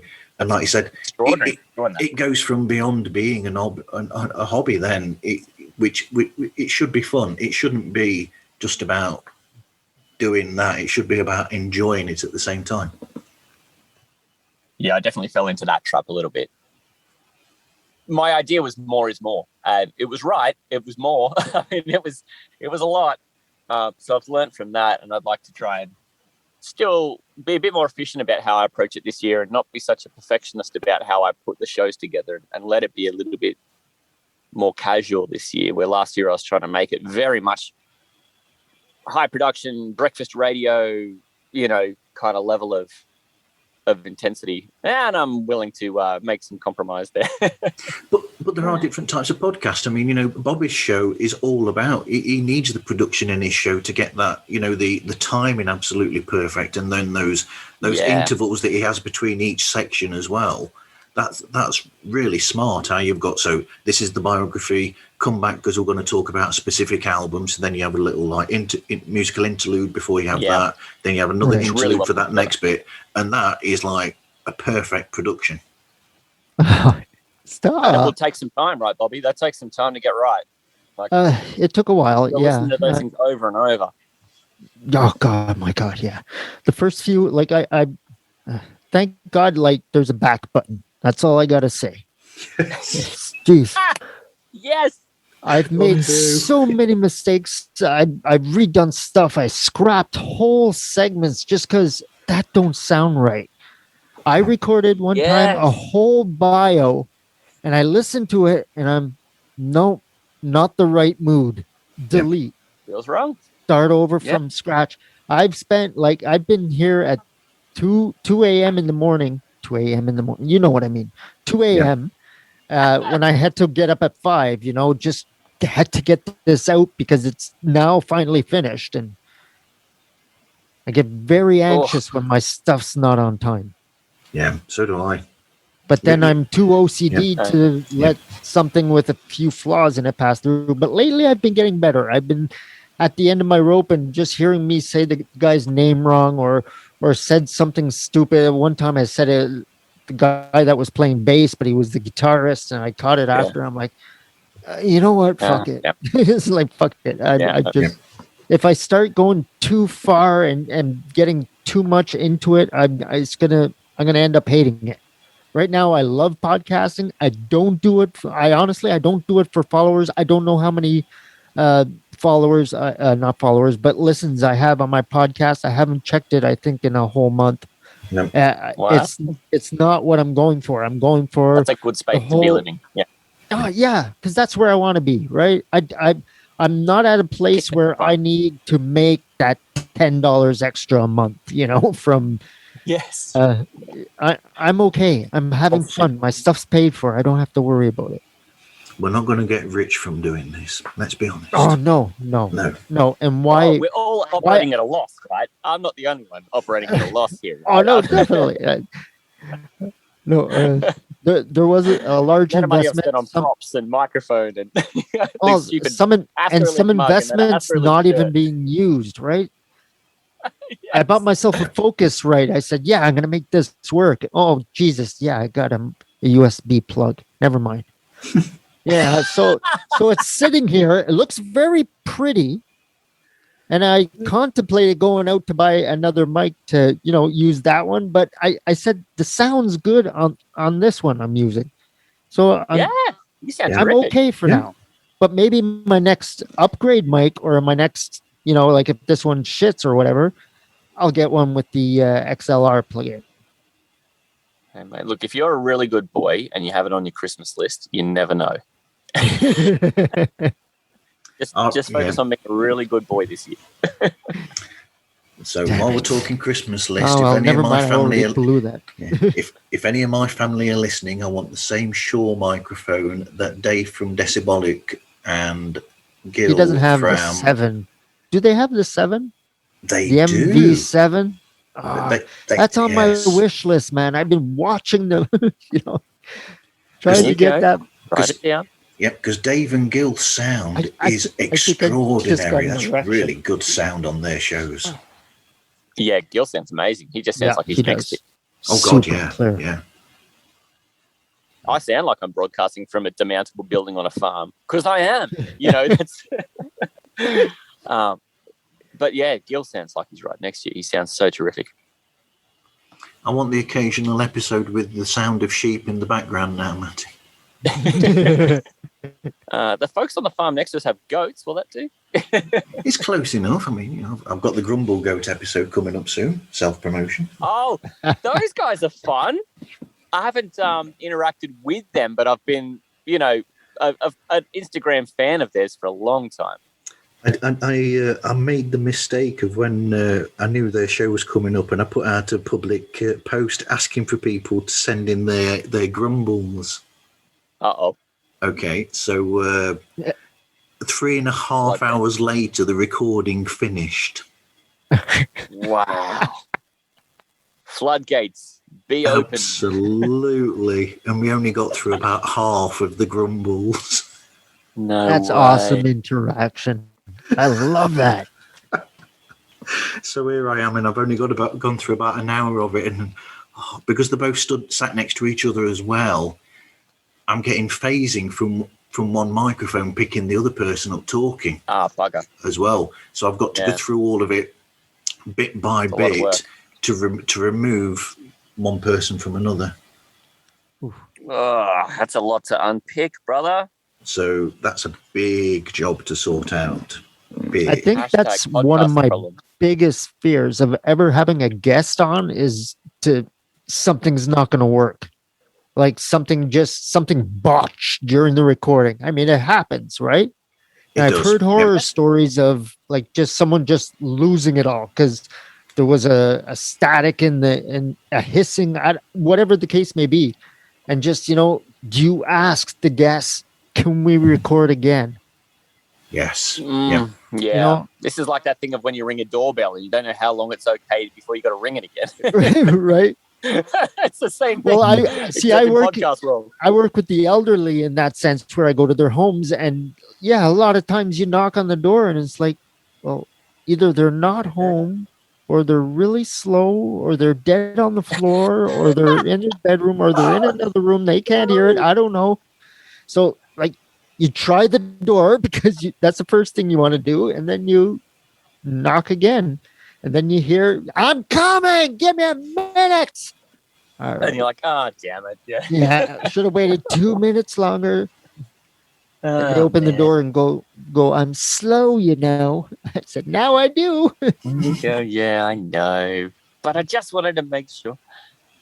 But, I know that feeling too, because I've definitely had times where I've had a guest come on in there and it's clicking and popping or whatever. And, I know what you mean. Like, there's definitely the fear of you can't control their...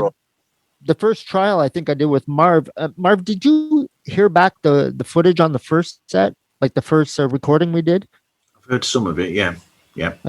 Do you remember? I remember the point where my mic just started getting super loud in my headphones. Like the volume increased to the point where I felt like I was screaming into the mic, and I kept on backing up like this. So I think at some points during that, and that's one of the quirks I had with that episode, and that's why I asked to redo it. It was basically because of that, where I felt like I don't know if it was off or it was just feedback in my mic in my headphones. Well, I've got a bit of free software that I got to sort that out because I use this on my show, and it's called Levelator. Okay. What it does, what it will do is it will level the volume through the whole episode, through the whole file. Oh, so if someone peaks at a high level, like if I just start cackling, laughing into the microphone, it'll tone it down. Well, it'll put it all up to a certain level, and then so all that's at that level, and then what you do is, because it's at the loudest it can be, then you can drop it, and the whole would then be that at that volume, and it stops you from having distortion as well. I think it cuts down on the possibility of distortion as well, and levels that down as well, so it smooths it as well. That's clever. Yeah. And it's completely free, and it's called Levelator. So you just put the WAV file through there, and it comes back. But is that not just a compressor? Yes, yeah, but it's a free compressor. Okay. But it also has the added thing, like I said, it will smooth it as well. So it's almost like it's mastering the sound at the same time. Yeah. Okay, so it controls the peaks. Like, because where you use compression, it levels but clump it like clumps it down, where yours levels by phase, right? Yes. Like it'll Yep. phase in and all right. Yep. That make it a nice cleaner sound, more less than balancing everything level. Absolutely. Yep. It will come out sounding smoother and not sound like 80s drums. All that breathiness, yeah. Yeah. Yes, absolutely. Because I definitely went through my phase of wanting everything to be at the exact same level and working my ass off to try and get it all to the exact same level, and then finding all I'd done was succeeded in making it sound breathy. And I mean, it was a long time ago. I was in a previous life, I was a production manager at a little community radio station where everyone was volunteer, and that was where I was going to cut my teeth to make my radio career happen, from the mighty QBN FM in my little hometown. But yeah, there's a good thing, and then there was too much of a good thing, and I definitely hit the moment of realizing I'm doing too much. Yeah. Anyway, this was a great chat. I didn't I think can we'd be able to definitely, chat for that. I can Go on. definitely see. Sorry, Marv. I can definitely see you in radio, though, Matty. Oh, No, I'd love to pardon wind up the there one pun. day. Pardon the pun. I don't mean see you in radio, but hear you in radio. I could definitely hear you on the radio. From the views I get on the Instagram videos, people don't want to see me. They do like hearing. So that's a self-deprecating joke. Thank you, Bobby. You're always so gracious and kind. You do both. Thank you so much for I'm letting gracious me of everyone. Australian Thank you radio. very much for having me. Carried on with that, Matty, just very quickly. Australian radio is very different to a lot of other countries' radio, though. How so? Because Australian radio doesn't have certain... So they have this thing where I've heard that they will have shows that will be risque and push the barriers, say, whereas in some countries where you're not allowed to swear on the radio or whatever, after a certain time, Australian radio, it's whatever they want to say on the radio, they'll say it, no holds barred, from what I've been told. If I'm not mistaken, Canadians used to have that too. Yeah. Because I remember as I was growing up, I heard swearing on the radio. Like not overburdeningly swearing, but it never happened during the day. It was always after, if I'm not mistaken, 10 o'clock. After 10? Yeah, after 10 it was called... That's late.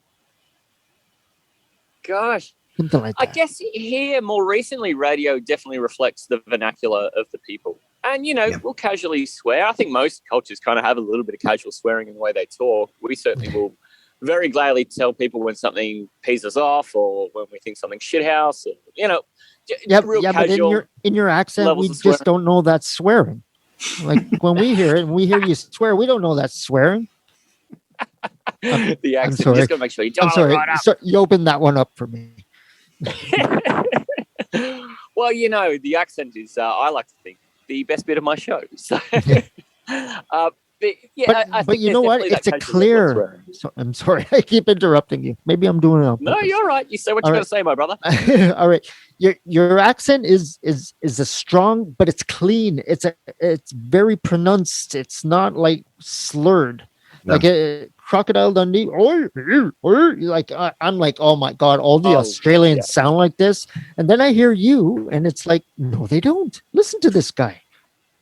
He sounds very clean shaven, tall, thin. But I still love the film Crocodile Dundee. You've created a beautiful character. That's still the highest grossing Australian movie of all time. Isn't that horrendous? Hey, you guys gave us after all this. You guys gave us AC/DC, so stop. Yes, in excess. Yes. In excess. We've got our redeeming moments. It's not all, it's for wiping your bum. It's not all that, that's not a knife. This is a knife. Not all that. So. It's still a great film. You do that one well. The third film is so crap, though. For wiping your bum. What? Third film? Yeah, the third Crocodile Dundee is so bad. I didn't even know they had a third one. Bad. Oh, Bobby, don't go anywhere near it. Crocodile Dundee in LA. Don't go anywhere near it. No. It was horrible. It won a Razzie. That's how bad it was. It won a Razzie. Oh, God. Which is like the opposite of a Right, it's the opposite of lowest. any Right. good award. They went from one of the Interesting little greatest side comedies to one of the connection to my worst. show. One of the guys who helped write that movie is a fantasy analyst who I listened to and I'd listened to for years before starting my own. Oh, no way. And he Wow. works with ESPN now. Matthew Berry, who's all over the ESPN NFL fantasy coverage. He had a writing career before he took that up in Hollywood, and he was one of the writers of that Crocodile Dundee Oh, wow. The 3, bad one. which Oh, was the bad horrible. one. Yeah. Yeah. But, he doesn't back away from it. It was a comedic piece. He said he had an awful time with I Paul Hogan, honestly so he really never hates Paul knew Hogan. that they had a part 3 to that. I think I watched the part 2. I'm pretty sure I watched the part 2, and then I said, what the fuck was that? So, yeah, we'll stay with the classics. Sometimes it's not good to make sequels. Yes. Yeah, I mean, the third is always a hard one. My favorite movie trilogy is Back to the Future, and even for me, the third one's hard. My It is. 10-year-old watched the third one the other day with me. We watched all three in 3 Saturdays in a row, and she turned to me on the third one and went, kind of like what you said, like almost, what the fuck is that? Except in 10-year-old speak of like, that was horrible, What was that? Yeah, that was not as good as the other. Something really to call out. G3 Right. was a money grab. While we're talking Yeah. Back to the Future 3, while we're talking Back to the Yeah. Future 3, rest in peace, Dusty Hill from ZZ Top. Yes. Yeah. That's right. Yeah, I saw that today. Yeah. Very sad. Been a tough week for music. Oh my God. Bobby, were you Horrible. saying yesterday about Slipknot as well? Slipknot, yeah. Yeah, Slipknot died yesterday. There was Metal Church That's guy. right. That was the other one you'd said. How? Yeah. Actually, Marv had said about the ZZ Top guy, and Oh, that's right. Yeah. Been a tough year for music. And then there was the lead guitarist and live keyboard player for Cinderella, the 90s That's right. rock band, last week. They both Jeff died. LaBar. Same day. Yeah, Jeff LaBar and their touring keyboardist. Whatever his name was. No, I can't remember. I really can't remember anyone that just goes on their tours. You can be forgiven. It's You can be forgiven. It's okay, Bobby. You've got my forgiveness. But everybody knows Whatever Dizzy that- Reed. Yes. Yeah, everybody knows That's the Dizzy name you're not Reed likely to forget. from Guns N' Roses. Yeah. That's a name you're not likely to forget in a hurry, too. This is what I like about that era of music, though. Gee, the names. They are brands, aren't they? You just don't forget the names in a hurry because they are brands. Right, exactly. So great. But yeah, I guess we're sort of hitting stages where these folks, their full-on lifestyles catch up to them a bit. They do. Well, there's a lot more that are going to start going down. Look at just recently, wasn't too long, Eddie Van Halen, right? No, that was one. Yeah. Was it long Immensely ago? sad. I thought it was like just not too long. Was that end of last summer? Was it, or autumn? Yeah, I'm thinking around that time. Yep. Something like But that. him, I thought he was going to the live beginning forever. of last year, I am not qualified to talk about what's a long time, what's a short time, because I can't tell if the last 18 months has been the longest or the shortest of my life, because it's interchangeable. Sometimes it feels like, gee, that only just happened. No, it was 2 years ago. And other times it's like, gee, that feels like ages ago. It was 3 weeks. Like I've got no concept of time anymore. Because that's where we are. global We're in pandemic. this void right now. And they call it COVID, but it's actually a space shuttle out in space that's sending down a beam of light and which is blocking all sense of time around us, not in hours, but in days and months and years. It's all smashed together, brother. I can't unpick it. I got no idea. Absolutely. No idea. Anyway, it's been great talking with you two. It's been it's been great. Yeah. It has. Actually, it has been fantastic. if you go, what a great way to start a day. If you go on the Facebook indie podcasting group, they've been talking back and forth where they want to set one up for next week instead, because they said it was like last notice. Yeah. So I went ahead and wrote same day, same time. And they said, Definitely. okay, well, that was just for the flight attendants. I think that said that. Not the flight attendants, but give me a minute. I think it was the Oh, I flight like that. attendants. Yeah. Was it? Bee's All right. fun. Talk to Bee a little bit. She's nice. Very good, but thank Yeah, you it was. so much, Okay. lads. All right. Well, I really, thank you really for- enjoyed getting to have a chin wag with the pair of you. It's been Yeah, fun. it's- It's been great. Yeah. it has. I mean, I've talked with Marv recently, but I haven't spoken with you, and it's a joy to hear you, like, kind of your live voice now. Although Thank you. it's What almost is like great is interacting that I and kinda being feel part like of I his know show. both of you anyway. Sorry, I I didn't haven't get put you through the you. ringer about American football questions yet. I'll drag you both through and put you through an American football quiz one of these days. Yeah. I'll have a bad 100%. connection.